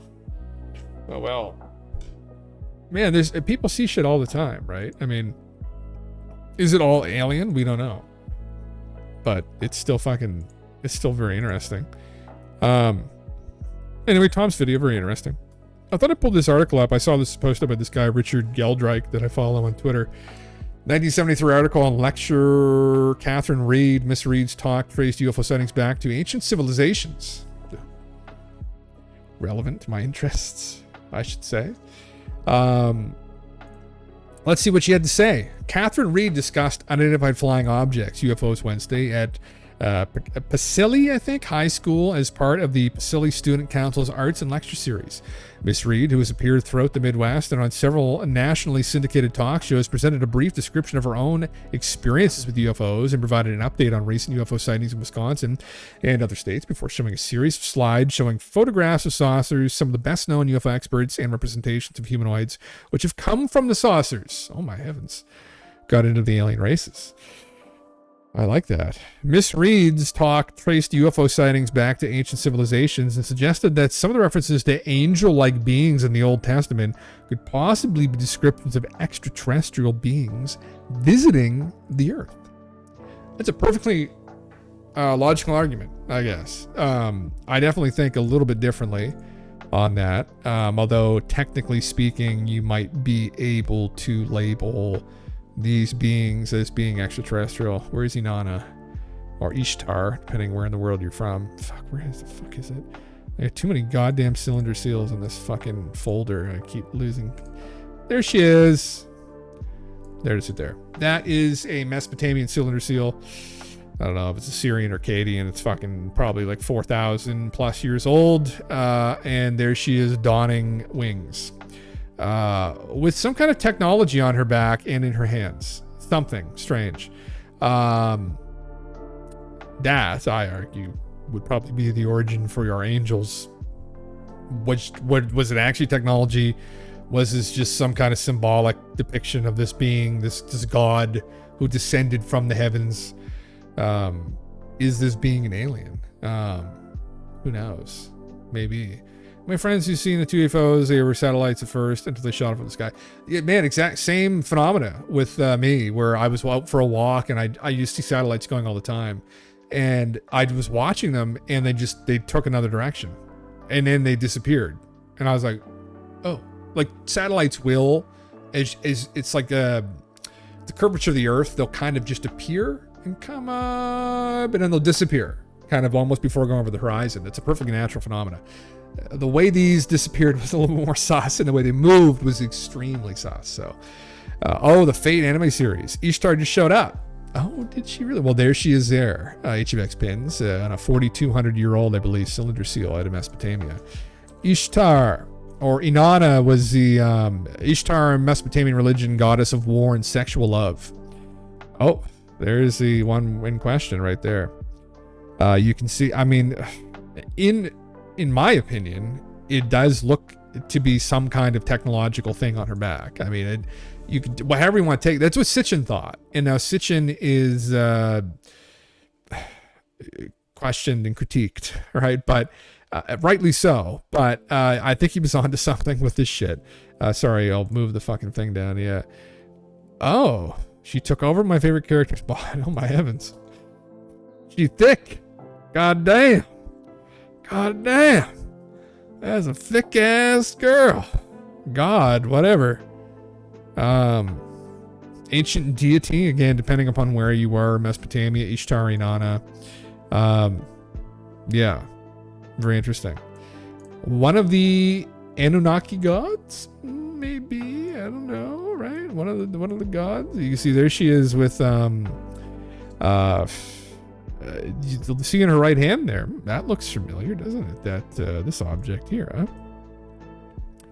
It's missing something, right? It's missing another part, but the Ankh. I spelled that wrong. It's all right. It'll correct it for me. Ooh, look.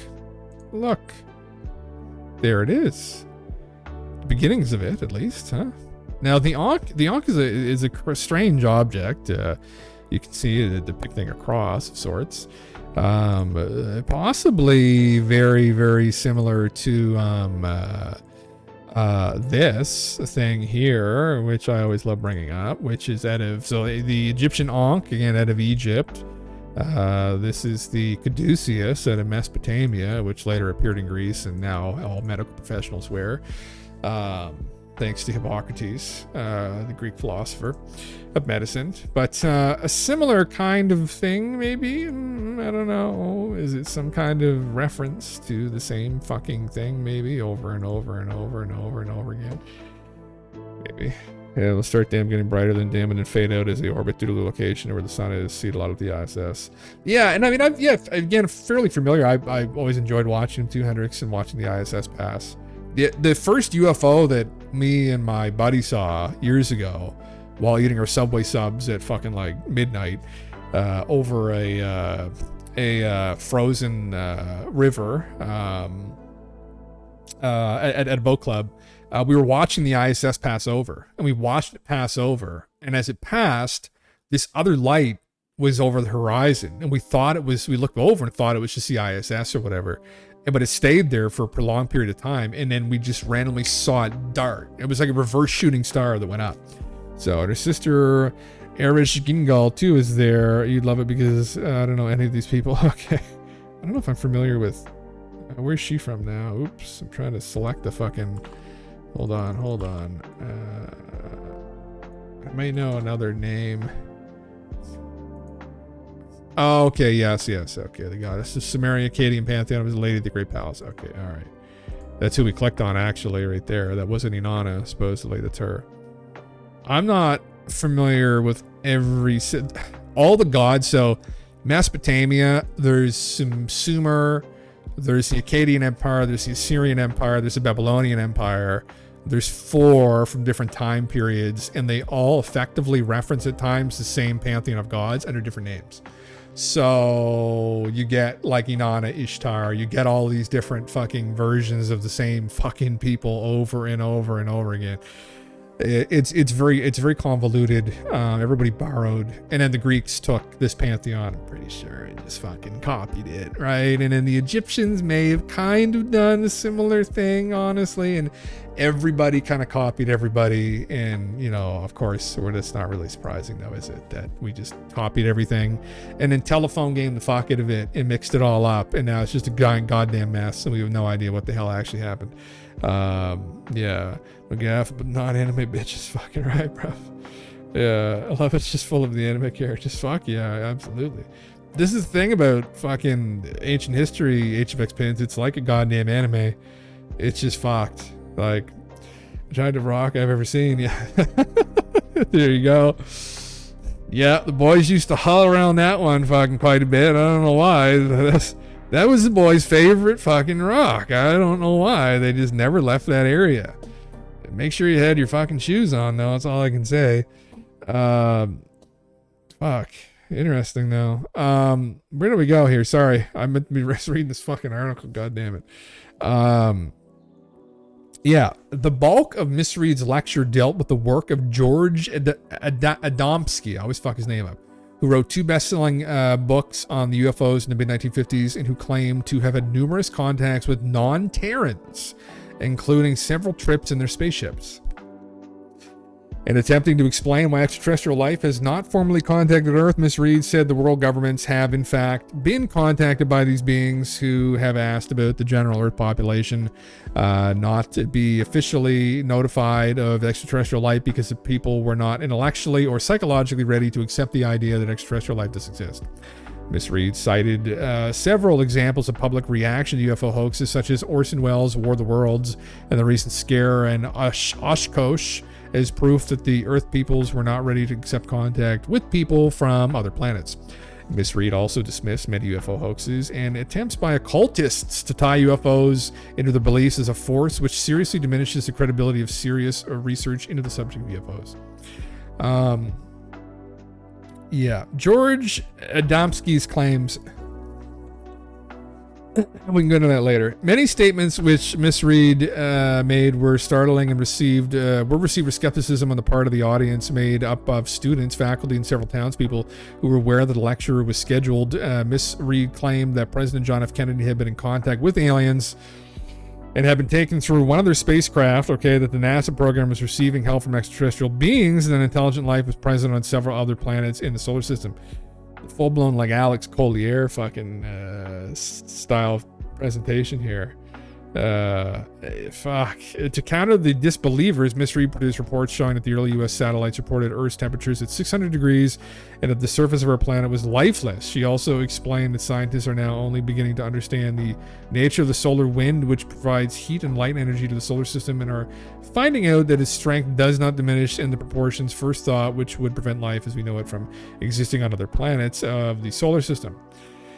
The more we know. And speaking of the solar system, Miss Reed said that the extraterrestrial beings have provided the knowledge that there are 12 planets in the system, and that British scientists had already announced the discovery of Planet X, as noted in several scientific journals in the Saturday Review, and that the Soviets only within the past several months have announced that these scientists think they have located an 11th planet in the solar system. When did this happen? What year did this happen now? What year, Richard, did this happen? 1973. I haven't War of the Worlds on vinyl. Very interesting. How should freak the world out. Yeah, absolutely. Yeah, freaking people the fuck out. Yeah. Interesting. Now, Planet X, as I meme about it on here usually, we've been looking for Planet X since the late 1800s, when the group of mathematicians figured out that there must be 2 other planets past Saturn, Uranus and Neptune. We were able to determine that just from like orbital mechanics. And then the other part of it is that they were fairly confident that there was another large planet out past Uranus and Neptune that they dubbed Planet X. And so back in the 1930s, someone named Clyde Tombaugh had a telescope, and I think he was funded by Herschel. He was funded by somebody else, but he ended up finding this object, this planet, which turned out to be Pluto. And Pluto then was named Planet X, and then they subsequently named it Pluto, I guess. And so they thought, oh, fuck, we found it. Because they had no idea, really, how big Pluto was. They just assumed it was this large, unknown planet. It was so far out. It was such a tiny little speck. It wasn't until the late 1970s. So this is 1973. It wasn't until 1979, I think, that it was Voyager flew by Pluto, maybe. And they realized that it was tiny. Like it was the size of a moon. And then that is what led people to officially, some astronomers, to officially go on the search for this other planet in the deep outer reaches of our solar system. And this is when Planet X was properly born, with Tom Van Flandern and Robert Harrington, Robert was, I don't know if at the time he was the head of the U.S. Naval Observatory, but he was one of the big dicks in fucking U.S. astronomy. So was Clyde Tombaugh. Or no, it wasn't Tom Van Flandern, sorry. Anyway, so that's the planet. Kind of related to this, but it wasn't until we actually saw Pluto. So Planet X had been theorized. I guess there was still people that thought it was out there. Anyway, I'll keep reading this. Following her lecture, Miss Reed answered questions for about 20 minutes and invited interested members and the audience to discuss UFOs after dismissal. About 100 students and faculty did so for about an hour following the program. Miss Reed also presented the library with several articles and documents related to the subject of UFOs. Audience reaction ranged from skepticism to outright disbelief. One faculty member commented after the program, "I don't buy most of what she said, but I do admit that the talk was both challenging and stimulating, if for no other reason that challenge made the program worthwhile." There you go. Well, they're fucking real, boys and girls. We've met them. Trust me. Those are the best ones. Those are like the Alex Colliers, where it's like, oh yes, that was the Andromedans, the moon base in the war of the Andromedans versus reptilians that occurred 14,500 years ago. And before that, actually, there was another war, and they destroyed Thera and then took Thera's moon and brought it into the Earth's orbit. And you're like, Alex, like, where do you get that from? He said, just trust me. They told me. It's like, all right. Okay. It just shuts you up instantly. You're like, proof for that? You're like, I talked to aliens. It's like, well, proof for that? It's like, trust me. Okay. All right. Yeah, sure. Really interesting that Pluto discovery still hasn't hit 100th anniversary. Shows you how long it took us to find out stuff, but also how much faster we've advanced since 1930. Yeah, now we have telescope in space, landed on the moon, probes inside solar systems, regular launches, etc. How advanced so quickly. Yeah, I know, right? It's the thing. Yeah, it's pretty crazy, man. Yeah, you got James Webb up there, peering into the deep fucking vastness of the cosmos. Fucking out there. Yeah, it's very interesting. And but there's still a lot of mystery, I guess. A lot of mystery. In regards to Planet X thing, so this is 1973, so Sitchin's 12th planet came out in 1976. And Sitchin had talked about Planet X. And what's interesting about that whole theory is Sitchin had postulated that due to... So how did... Just for people that don't know any of this, and maybe you're loosely familiar with Sakurai Sitchin and Nibiru, Sitchin had come to the conclusion that there was this planet talked about in these Sumerian epics, kind of not obviously. It was implied, I guess, that one of the gods, was it Marduk, in one of the creation stories, the Sumerian creation stories. was essentially this planet X, this Nibiru. The Enuma Elish is another one that expands upon these themes, in that he got this in a dream, essentially, is what had happened. So Sitchin had a dream.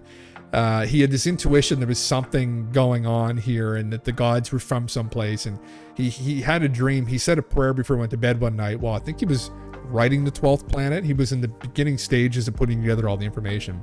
And he said, Anunnaki gods, he said, help me. Like, he was kind of jokingly asking for this. He said, help me figure out, like, and solve this great mystery of you. And when he woke up the next morning, he heard this voice tell him there's another planet in the solar system, and that this is where they're from. And that's where he got his whole Nibiru thing from. Now, the strange thing about Sitchin is that he had corroborating information that to Robert Harrington. So one of the corroborating pieces of information is that from studying some of these ancient texts in the Old Testament and bits and pieces that he thought were connected to this planet, he was able to deduce potentially that the planet was inclined. It was on what's the term now? It entered into it crossed the ecliptic plane. And this was kind of mentioned actually in some of these creation stories, that this object, this force, crossed the ecliptic. And Nibiru actually means in Sumerian crossing. And so that's why he named it Nibiru. So it wasn't referenced in any of these creation stories as Nibiru. Nibiru is a word for crossing, cross in Sumerian, like this here. I'll pull it up here. Where the fuck is it? This right here. So again, you see depictions of something in the sky. You see these crosses constantly depicted in these cylinder seals. And so, I've shown this before, but you see this object, this celestial looking, this comet, right? Which is what this planet he thought was. This is comet-like planet, this cross. So then he called the word for cross in Sumerian, the cuneiform, the translation was Nibiru. Anyway, that this object crossed our ecliptic plane. So like, here's our solar system, right? Like here we're orbiting on this flat plane.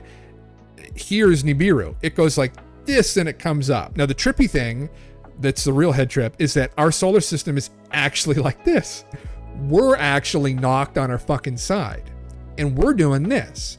But Nibiru is doing this, or Planet X is actually doing this. So it's actually in line, I guess, with the galactic center. Maybe it's in line where it should be. We're knocked on our side. So it's, from our perspective, it's crossing the ecliptic, the plane right here. It's crossing it. But in actual fact, it's on the actual plane. Now, that theory of Sitchin's, that idea, was what Robert Harrington figured out, who's a very accredited astronomer. So Sitchin came to a similar conclusion from stitching together all the schizo stuff mixed in with fucking scholarly research, and he came to the same conclusion that Robert Harrington came to with mathematics. So pretty crazy. Again, mainly references to some object crossing the ecliptic plane and being depicted as a cross in the Sumerian cylinder seals. So another point to Sitchin, maybe, that did he figure something out with Wu, right? And that's why I talk about remote viewing here. Did he figure something out through intuition, or maybe he had some kind of fucking psychic ability that guided him to some truths, and he may have kind of masked that with, oh well, I just read it in this text, and was that what was going on? And as time goes, if for whatever reason this fucking thing turns out to be real, and God help us, it's on a 3,600 year cycle, which I've been told by accredited people that it can't be, that they've done the math and that it's impossible. Jim, it's possible. I'm like, okay. I don't know. He was a fucking wizard, I guess. Anyway, yeah. Yo, that's the next telescope, man. I know. Well, it's gonna unravel even more secrets, right? Like, that's the thing. Scholarly schizos. Well, I mean, what guides your intuition, though, right? When you do anything, right? When you do anything, when you're Robert Harrington and you're trying to figure out where is this planet really, right? I mean, the math can only get you so far, but you have to orient yourself, right? to begin with. So what orients you? What is intuition exactly? Really? Right? I mean, what leads someone to write an album, or what leads someone to do anything? What leads someone to information? I mean, there's some kind of force that pervades us, right? It's hard to understand, and for whatever reason, maybe that force is something Sitchin was in touch with, and maybe it led him to something real. Now, did he cite his work properly? Fuck no. Did he flat out make shit up sometimes? Yes. Did he publish a book that was literally fiction and not mention it? Yes. Not explicitly mention that it's fiction? Yes, he did. Called the book Anki. And people still fucking like, oh man, have you read the book Anki? Like, they fucking Sumerians talked about Planet Nibiru and the fucking volcanoes and shit. It's like, no, man, no. That was what if? What if I was right by Sitchin? It was like, fuck, man. Like, what are you doing? Anyway, lots of bullshit, but still something. And I will say that fucking remote viewing of Mars that Joseph McMoneagle did is 100% corroborating the Sitchin's narrative. So, anyway, yeah. The interpretations of stars that flash different colors. That's a good question, man. Maybe it might be a physics question. I don't know. At some point, you must go schizo on it. That's exactly it, man. That's exactly it, man. That's it. At some point, there is something. There's that something that guides us, right? And that's just the way that it is. That's the way that it is. It's inherent in everything, in any kind of pursuit. Anywhere there's creativity, there's some unconscious force that's moving you towards whatever you want to be moved towards, whatever you need to be moved towards. Who knows, right? So, yeah, it's just fucking, yeah. We'll do the work inventory since we'll never know, because the AI is fed by us. We can calculate some math better than us. I can agree. And then maybe it'll help everybody move towards understanding these things. Lemon, what's up, man? You're on a train in Japan. Oh my fuck. My friends and I went to the UFO museum in Fukushima. Holy fuck, bro. Yeah, how's that trip going? You were in Fukushima? Is there still radiation there? Jesus Christ. Oh, that's fucking sick, though. I remember watching that documentary where they fucking went there. What was it like? Oh, fuck, man. Oh, that's so sick. What time is it there right now? It's probably like, what is it, 9 in the morning or some shit? Or is it at night now? They're like 23, maybe it was like 8 o'clock or some shit. Fuck, man. Oh, I'm so jealous. Yeah, night before, had an earthquake outside and sadly did not see the UFOs. Oh, fuck. Oh, Jesus. That's not good. Is that normal there? They have fucking earthquakes? God damn. Oh, it's Monday morning there. Oh, is it in the morning right now? Time in, let's say, Tokyo. Oh, yeah, okay, it's 12 hours. Okay, yeah. Oh, fuck yeah. So you just have the morning coffee, huh? Oh, man, I'm so fucking jelly. I'd love to fucking go to that. I want to do the 7-Eleven tour, Lemon, fucking throughout Japan. I want to go to the 7-Elevens. I want to eat all the fucking, like, egg sandwiches and shit. Like, I want to do that so bad. Yeah. Cherry tree. Oh yeah, man, that'd be sick too. Yeah. Yeah. The city is quite a ways from the site of the nuclear power plant. Oh, good. 10 a.m. Oh, hell yeah. There's a video. Yes, I remember that actually. Yeah. Now you're hungry. Fucking right. Oh, yeah. Hell yeah, man. Well, listen, enjoy your trip. Enjoy your fucking trip. Yeah, man. I've watched so many food vloggers go to fucking Japan. Like, you know, you've no idea how many people I've watched that have gone to Japan. Fucking, that really trips me out. Like, you're literally in Japan right now, and I'm in New Brunswick, and we're talking in real time. Yeah, yeah, man. Yeah. Fucking post it, and I don't care whichever anyone, Forbidden Knowledge or General, whatever. Yeah, post it. Yeah, man. Do it. Fuck yeah. Please share. I would love to see some of the pics. Oh yeah. Yeah, it's such a head trip that we can all talk. Like, the whole planet is literally connected, isn't it? That you can be watching this here now and you're there in real time. It's very strange. Technology is strange. Fuck, man. What's this? Oh, speaking of this, I guess. Let me close out these other browser windows. Does this look like a pyramid to you? Oh, Jimmy Corsetti is also in Tokyo, supposedly. If you're going to Tokyo, Lemon, here you go. Fuck. The ruins of Edo Castle in Tokyo. Holy shit, this is a big fucking stones. Look, there he is right there. There's Jim right there. Look at that right there. That's no fucking joke there. Those are pretty megalithic. Holy shit. It's like sunken into the fucking ground too or something. Holy. Whoa. Man, if you're going to Tokyo next, fucking check that out. Edo Castle.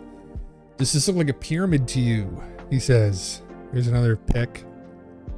Man. You know, the creation story in Japan is very similar again to creation stories all over the world, where these very large godlike beings descended and kind of enlightened the public into how to do things, how to fashion weapons, how to fashion clothing, to do everything, just to develop their entire culture.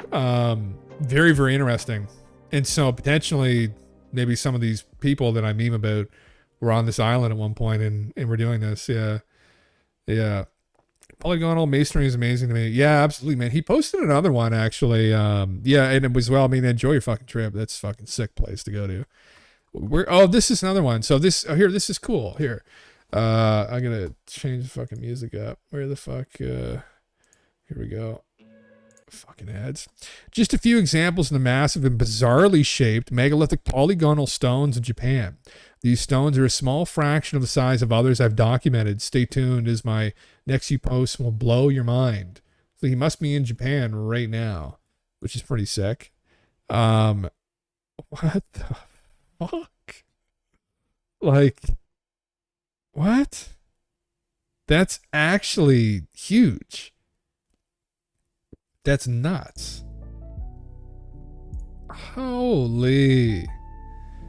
Oh my god, you're getting Kobe beef too, you motherfucker. Fuck. Have a shot of sake for me, Lemon. With that Kobe fucking beef. Oh, yeah. That I don't understand, like that doesn't make any sense. Look how they stack the stones together. There's no way that broke like that. Man, look at the fucking, what the fuck? Actually, that's up there with that's up there with some of the crazier fucking megalith construction I think I've ever seen. How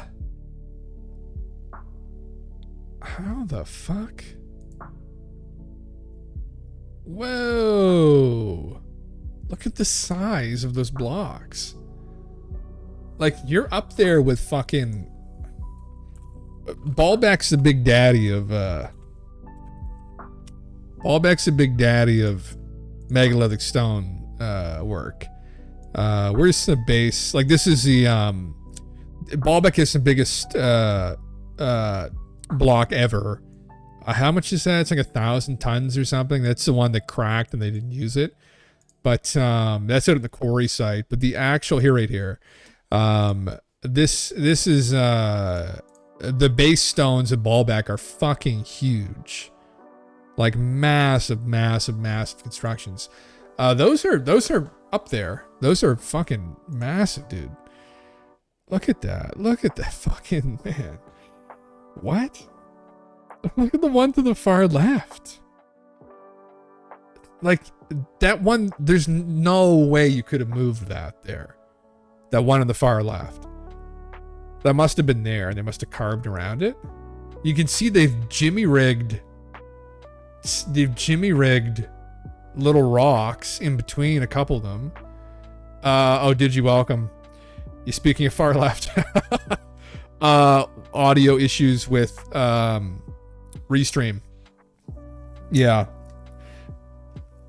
Working on it. A next stream. I'll have it fixed. But yeah, it's only through the one speaker right now. Yeah. I know, very strange. I'm streaming to Twitter and to Twitch right now. Or what is it, Restream or Rio, whatever the hell, what we were talking about the other night. Yeah, the music is both. Yeah, I know. Yeah, no, the mic should be I'll have to figure it out. Maybe it's something to do with the mic. I haven't changed anything, so Very strange. Actually, let me just, now that you said that, maybe I should actually just look at this. Restream.io feels like OBS, but weird. You could very well be right. I just came to that conclusion because it was the only thing that's changed.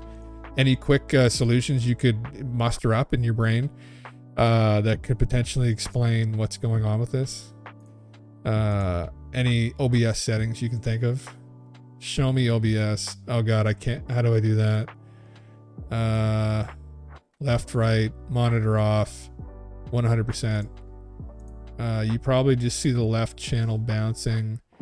That might be, yeah, actually, yeah, that I do. Yeah, I do. Yeah, it is only the left channel bouncing. Yeah, but yeah, we'll fuck it. We'll fuck with it later. People are just enjoying the left ear tonight. That's just. We'll fucking figure it out, Biden. Yeah, something went awry. Yeah, maybe a mono setting in the mic input. Oh man, yeah, fucking. Oh, is it disorienting? Yeah, just a second. I think everyone else been putting up with it. How do I quickly diagnose this? No, he didn't make. Hey, hold on a second. No. Did the unplug do it or no? No, it's still only one bouncing. On the phone, couldn't even tell. Fuck. All right. Well, yeah, we'll fix it. We'll fix it by tomorrow. We'll dig into it. Isn't this worldwide polygonal thing just crazy? There is some obvious information sharing across cultures that shouldn't have been talking. Of course, more than likely, these weren't cultures that predate the oldest cultures we know. He says, I strongly suspect an ancient global connection. Next stream, yeah. Yeah, I would have come to the same conclusion. I think it's actually pretty blatantly depicted through many of these different sites. These different cultures even speak of this, that they were interacted with by these specific beings that traversed the globe, and that's implied by many of these gods. Yeah. What about the Mayan ruins? They're pretty magnificent. I had an adventure kayaking and nearly crashing into the ancient docks at Syros. Holy shit, what? Oh, there you go. That's kind of cool. Holy fuck, look at that. A little bit smaller. Cerro Maya Archaeological Reserve, Maya Hill. Welcome to Lemonai. I see. But they are dwarfed by the ruins in Japan. Here's some other pictures. Man, that is fucking huge. I keep saying that, but that's all you can really say, honestly. Yeah, polygonal masonry is a thing worldwide from cultures that didn't speak or that were created. Intrigues me. Maybe if you're trying to like play devil's advocate with Jimmy's theory, you could be like, well, I mean, technically we all evolved from, although some of us look kind of different, we're all kind of baseline the same. We're all technically Homo sapiens. So kind of like how different species will create, well, for instance, like shells will be created like in the spiral that's geometrically identical to like the spiral galaxy that we currently reside in. That there's some kind of like base programming, maybe, that this is something that we like to think that there aren't things encoded into us, but maybe there are, and this comes out in some of these creations. Maybe that's part of it. So it's like, was there this? Again, if you were to really just hone in on it, you probably look at the culture and be like, oh, right, they were talking about the same fucking people that these guys were talking about, and these people were talking about it. Oh, wait a second. Okay. Yeah, they probably were just talking to a group of people that did this. And then later groups of people claimed these constructions for their own because people are stupid like that and vain and narcissistic and egotistical. It says, no, I built this. I built the Sphinx. Look, my face is on it. It's like, no, dude, you carved your face into it. That's not the same fucking thing. You didn't build it, right? It's like, and the archaeologist is like, oh, well, no. It's like, that couldn't happen. What the fuck do you mean that couldn't happen? That could easily be a scenario. And I think Robert Schoch's proved that's what happened, right? The construction was the reimagining of the fucking lion face into some pharaoh's face, which is still very well constructed. Should add. It's very symmetrical, but originally that was a lion's head.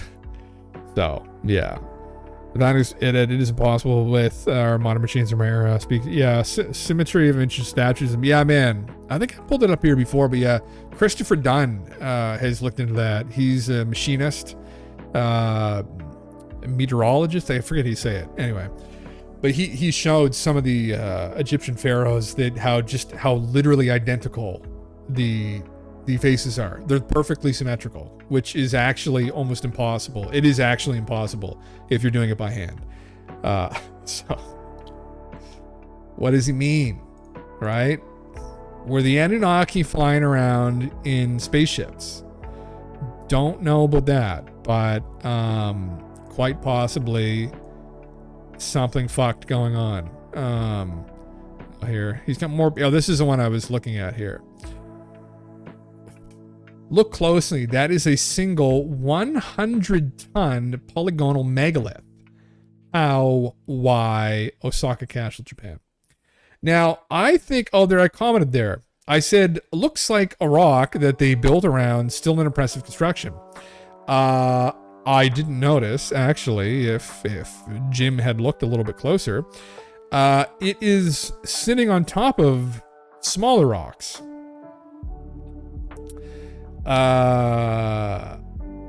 So I don't know how they did that. So from a distance, yes, and from the first picture, yes, it does. Myself look like potentially it was sitting. Now maybe it cracked the rocks underneath it over time. I don't know. Some of them are literally different rocks supporting it.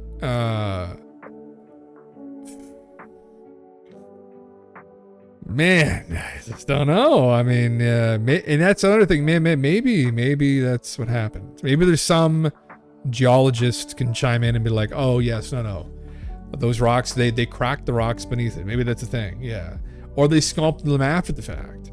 If you were able to actually fucking, I don't know, will this LiDAR go through rock? I don't think it fucking does. If you were able to somehow zoom in to what's underneath it, and if they actually stacked rocks underneath it, then you could show that someone placed that on top of there, they didn't do it with rope and dead trees. No. If that was placed there, that was magic. 100%. Was a Wingardium Leviosa. That's about the only fucking explanation I think you could really come up with that was actually put on that fucking platform. And then they put rocks over top of it as well. Leviosa. That's exactly right. Yeah. Fuck yeah. It's perplexing. Are we being trolled by the ancients, or do we understand far less than we like to admit? Oh, what's going on here now?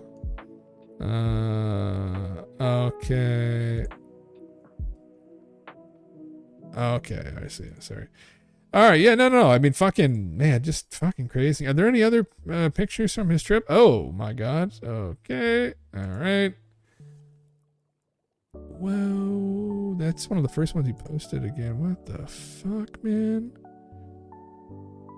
I mean, that's pretty impressive. Some of those stones are massive, man. Like, and the crazy thing is look how tightly interwoven they are together. So you see this in many South American megalithic constructions, like Sacsayhuaman. You see these stones, they're almost like melted together somehow, which doesn't make a lot of sense. Just very strange. If you try to put together a 3D puzzle, it's way different, man. No, actually, I have not.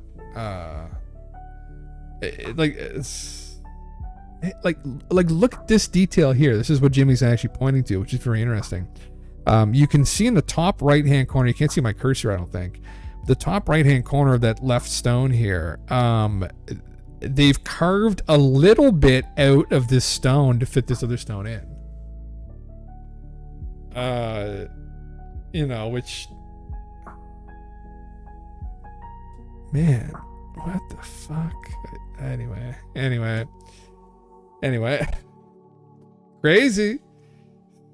Some crazy shit, bruv. Fucking he's there doing it up.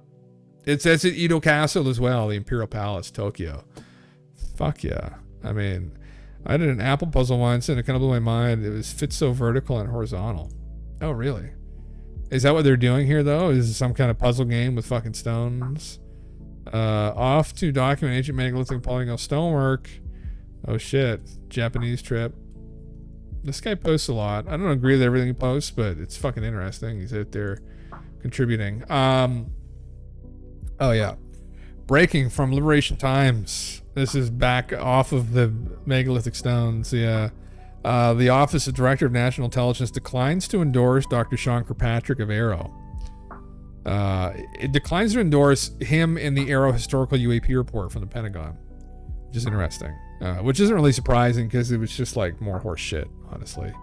As is per usual, as is to be expected by these people, just maintaining all this bullshit, maintaining the cover up. So, kind of funny. Clearly some infighting going on here. People not taking him and or his organization in that report seriously, as they should not. As anyone with any common sense should not, really. Who has probably potentially been privy to some of these first-hand witnesses at this point and knows full well that that's just a pile of steaming horse shit. So, honestly, other than good, cuck 'em. That's all you can fucking say, really. Oh, this. I saw this. Thank you, posted Hendrix. Next Wednesday, 20th of March, from 4 p.m. to 6 p.m. CET, I'll be hosting an event on the need for a scientific assessment and reporting of UAPs in the European Union. This is Francisco Guerrero. He's an MEP, vegan. He's a feminist, animal welfare activist, fanatic. So where is he from? Italy? Or are you the Green Party? In the EU Parliament. Okay. Fucking right, bruv. Do it up. Yeah. Well, I mean, oh, there you go. One on nutrition. Oh, he's vegan, isn't he? I don't know about that, but listen, I'm all about sustainability, though. I like meat. I was a vegetarian for a couple of years, and it didn't do me so well. I'll say that much. I lost like fucking 35, 40 pounds of like muscle mass. Yeah, man. Well, it's good. EU airspace reporting a scientific assessment. Bringing the conversation forward, right? That's what we need to fucking do.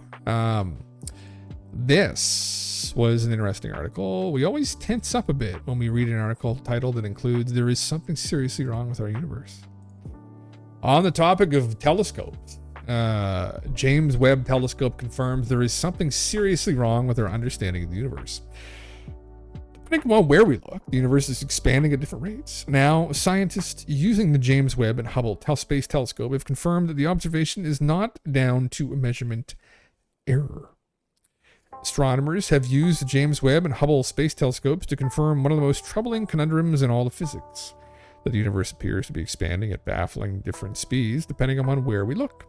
This problem, known as the Hubble tension, has the potential to alter or even upend cosmology altogether.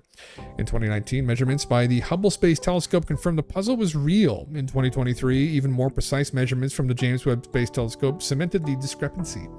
Now, a triple check by both telescopes working together appears to have put the possibility of any measurements error, to bed for good. The study, published February 6th in the Astrophysical Journal letter, suggests that there may be something seriously wrong with our understanding of the universe. With measurement errors negated, what remains is a real and exciting possibility we have misunderstood the universe. Lead study author Adam Rees, professor of physics and astronomy at Johns Hopkins University, said in a statement. Rees, Saul Perlmutter, and Brian S. Schmidt wrote the 2011 Nobel Prize, won the 2011 Nobel Prize in Physics for the 1998 discovery of dark energy and the mysterious force behind the universe's accelerating expansion. Currently, there are two gold standard methods for figuring out the Hubble constant, a value that describes the expansion rate of the universe. The first involves poring over tiny fluctuations in the cosmic microwave background, an ancient relic of the universe, first light produced just 308,000 years after the Big Bang. Oh man, look at that fucking photo. Can I blow that up? Oh, good lads. Oh my fucking god. What the fuck? Man. These are all galaxies. Doesn't it, just for a moment, just for one single moment, doesn't it wash away all those anxieties of I have to get up to work, to go to work tomorrow morning, or I have to get up and I have to go to my court hearing, or whatever the fuck happened to you, or what you're going through. Just for one moment, you're like, oh wait, look how vast space is. There are probably beings, people out in these different galaxies going through far worse, or just going about their day, and you look and you see, you say, oh my fucking god, these are all galaxies. Like, look at this shit. Look at them. Absolutely just incomprehensible. Super high res image a while back, and you could zoom in deep points of and points of light for regular view. When zoomed in were actual galaxies. It was a serious head trip, man. It is totally a fucking head trip, man. Like, look at this fucking shit. Like the spirals, like all the different shapes of galaxies. I saw a photo today, actually, that it must have been a photo James Webb took, but it was of two galaxies colliding, which is what we're doing with, is it M83? At some point, we're going to collide in a couple billion years with another galaxy. It was beautiful. It was them spiraling together. But this is just so unbelievable. And here we're fighting amongst each other about whether or not someone from a neighboring star system may have showed up. And you look out into the broader universe, and it's like, oh my fucking god. Like, you just know that there's just life everywhere, and the scale of it all, except maybe if this is all just some kind of holographic projection and things aren't this fast, and this is just some kind of like illusion, right? We hope that's not the case.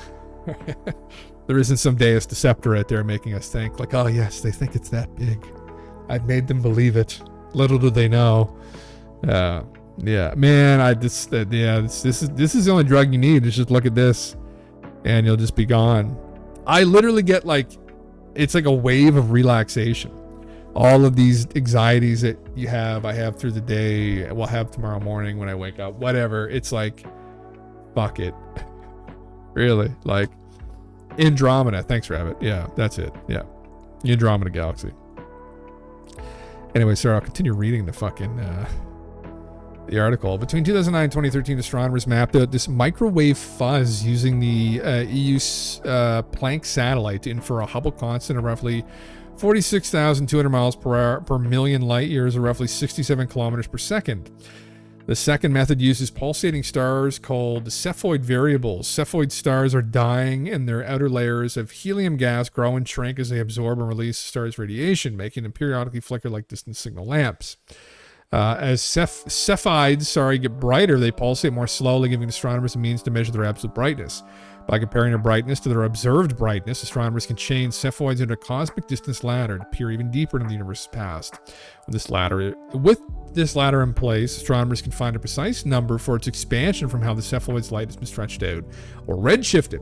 But this is where the mystery begins. According to Cepheid variable measurements taken by Rees and his colleagues, the universe expansion rate is around 74 kilometers per second. An impossibly high value when compared to Planck's measurements. Cosmology had been hurled into uncharted territory. We wouldn't call it a tension or problem, but rather a crisis, David Gross, a Nobel Prize-winning astronomer, said at a 2019 conference. Initially, some scientists thought the disparity could be the result of a measurement error caused by the blending of Cepheids with their stars in Hubble's aperture. In 2023, the researchers used more accurate James Webb to confirm for the first few rungs of the cosmic ladder their Hubble measurements were right. To resolve the issue, Rees and his colleagues built on their previous measurements observing 1,000 more Cepheid stars in 5 host galaxies as remote as 130 million light years from Earth. After comparing their data to Hubble's, the astronomers confirmed their past measurements of the Hubble constant. We've now spanned the whole range of what Hubble observed, and we can rule out a measurement error caused by the Hubble. Okay. In other words, attention at the heart of cosmology is here to stay. Interesting. Well, things aren't what they seem. At least it's not quite what we thought. Interesting. So if I'm reading this correctly, roughly 67 kilometers per second. So it's not adding up, I guess. So then implying that there's something seriously wrong with our understanding of the universe. Expanding at the rate we told, what is, where we spark to happen a fraction of a second per long, we perceive a small organism, or a bubble in the same realm, paradoxical, at the bottom of our own space, sponge, Bob, TM, things aren't as seem, things are as we dream. Maybe, man. Fuck yeah. Hell yeah. Maybe that's it. It's, there's just so much more to it. There's just so much more to all this. Maybe SpongeBob is out there somewhere. Right? Who knows? In some infinite cycle, there's a universe where Squidward, Patrick, and SpongeBob are actually out there living their life under the sea. If the universe is in fact actually infinite, then that's a reality. Dragon Ball Z is happening somewhere out there. If you want to be saying that whole story arc is happening out somewhere in the universe, right? Virginia, Goku, Bulma. Bulma's real. Tell that to fucking 13-year-old Jim Russell. That would have been it. I would have been off to my next adventure then. Fucking probably definitely shouldn't have told me that. Earthquake warning. We already went over that. I thought I forgot to pull that up. Yeah, you got a thing against Bulma, HMX fans. I don't know what the hell. It's like an OG. I don't know. Bulma's like the OG. You get the Bulma. Look at this photo. I'm so tempted to pull up photos or some of the female characters as well. And it's, I don't know, it had like the whole mummy vibe too going on. That probably is a part of it. Something like that. There's some real, you maybe pull up Rule 34 right now? Fucking get banned on Twitch. Fuck it. Let's do it. Yeah, mummies. I don't know. I shouldn't. It's just, I don't know. It's just something about, I think it was, and it was really, the Bulma during the fucking, the Boo arc, really. That was it. That was it there. That was it. You know what I'm saying? Yeah. You know what I'm saying? Yeah, Dragon Ball is real to anyone. And they'd be like, what the fuck we're doing? Fuck. Oh, God. I got a bunch of clips from the ESA. I made a 65-minute movie of the clips, and used 65-minute Jimmy bootleg of instrumental jazzy jam CD as a soundtrack. It came out quite nice. Animation of galaxies colliding. Holy fuck, man. What the hell? Oh, dope. That sounds fucking sick. You share that on the Discord, Hendrix. I'd love to watch that. If you haven't already. I don't think I've seen that. I had to cringing over here on myself. Oh, yeah. Yeah, man. Fuck. Oh, well. That's what it is. Oh, man. So fuck. Which one had the galaxies colliding? That's fucking sick. What the hell was that? Panicross, Abel 370. I wish I was smart enough to work in space. I wish I was smart enough to be able to fucking understand math. I would 100% be an astronomer. I just wasn't. I did philosophy was just right about where I was sitting at. I was like, I can argue endlessly about all these ethereal fucking useless concepts. I can do that. I can't do the fucking math to figure out how fast quasars are fucking spinning. So, yeah. Oh, thanks, man. Oh. Galaxy Gore. Is that what it said? Oh, galaxies galore. Oh, fuck yeah. Here they go. This is going to be our galaxy soon. One day you're just going to wake up 4 billion years from now. Oh, there they are right there. And this is what's going to happen next. Oh, shit, when galaxies collide. Like, what happens to all the people in there? Oh, fuck. It kind of is with galaxies, though. Oh, there's another shot of something actually in the process of colliding. Whoa. There's another one. Oof. So the galaxies just literally get destroyed? And all the stars get destroyed? Because there's giant black holes at the center of these galaxies that are causing them to swirl. So I'm assuming that it's consuming all of the stars, maybe? That's so trippy when you think about that. It's like there's these beings in this other place where just every year that goes by, they're like, this another year towards oblivion, I guess. At some point, we're getting sucked in. Like the people at the center. Like, who's at the center of our galaxy? You know, there's some race at the center of our galaxy. It's just going around the fucking black hole, like going down a toilet. And they're just like waiting for that day. They're like, any day now, we're getting sucked down. Oh, shit. Jesus. Oh, there's some more. Okay. Oh my gosh.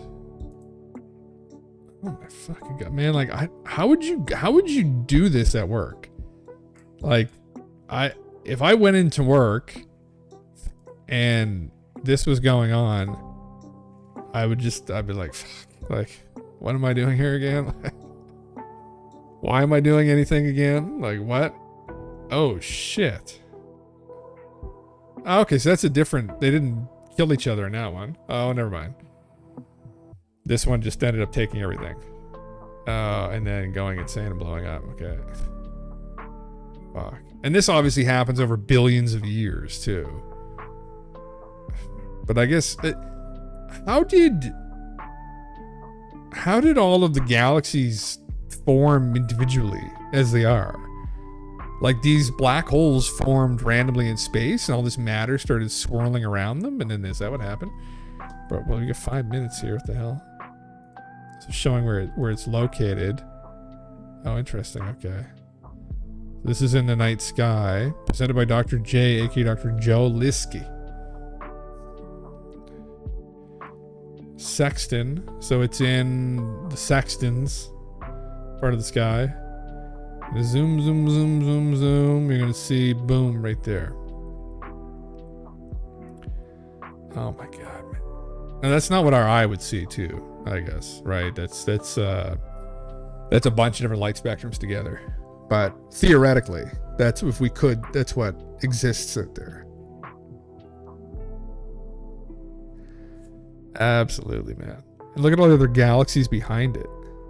Like, fuck, man. Crazy shit.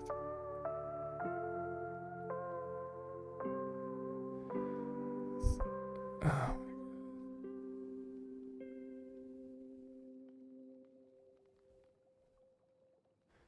Wow. Oh my god. Download like 100 or so clips, clipped out all the people and stuff, and just used the 15-20 clicks, 7 minutes, stitch them all together. Plan on doing it for my Jimmy Tunes. Fuck yeah, man. Well, hell, listen, I mean, that'd be a great fucking person to put over this. Yeah. He's about to bust. Fuck. Yeah, I am actually. This is crazy stuff. Actually, I mean, no joke, 100%. If I wasn't streaming, I would just be sitting here doing the same fucking thing, just staring at all this stuff. So anyway, they have an alternate reality, some parallel universes for some reason. Well, yeah, man, it does, because it's insane when you really look at all of this. I mean, especially a lot of physicists are beyond this at this point, right? Where we're still figuring out the vastness of the universe, but there's indications that potentially there are parallel universes going on as well, and infinite numbers of them. And so not only is our own current universe unbelievably vast, but then in concert with this, we have all of these other parallel realities going on as well that have their own kind of unique twists potentially. And like, I have a hard enough time just grappling with these galaxies out in our universe and how vast they are and how many stars and worlds and life forms. It's exciting. I hope there's something after death. Intuitively, I think there is. But it might be one of those things that's like, man, it's so vast here in this simulation. You just want to go and you want to live for like a billion years so you can just go experience everything that's going on in all these places. Yeah, it's just, yeah, man, it's fucking, yeah, just nuts. Just absolutely fucking nuts. Jesus Christ. Fucking head trip, man. Anyway, I'm starting to lose my voice. Hopefully I'm not fucking getting sick. So I might have to call it there, actually, everybody. But, yeah, I gotta fix this fucking mic. I don't know what the fuck happened, but, I will do that when I get home tomorrow. And then when I stream tomorrow night, if Mr. Galen TV is going to be around, the mic will be fixed. So, and this restream, hopefully everybody, if anyone's watching on Twitter, sorry, I've been trying to watch the Fuse chat together. I appreciate it. Appreciate people coming around. It's the first time I've streamed on Twitter. So, hey, hit me up with a follow if you haven't. Follow the stream. Fucking check out the YouTube. I'm going to be uploading VODs there. If you're an editor, hit me up. Yeah, well, you know why I'm ending it though, right? Like, you know, I gotta spend some more time with these fucking Galaxy videos and shit on my own time, right? So, yeah, you know why I'm doing it. But this guy's in the background. Yeah, how much impressions on point? Yeah, fuck. You know, I just gotta peace out, you know? Anyway, everybody, as always, thank you for coming around. Good talking to everybody. And, yeah, listen, until next time, tomorrow night. Streaming through the digital night, Jim Russell, he's guiding the light, unveiling mysteries of the unknown, UFOs in the alien zone. He's a man on a mission, exploring ancient secrets, it's his addiction, debating, discussing with his loyal crew, cosmic conversations, unveiling the truth.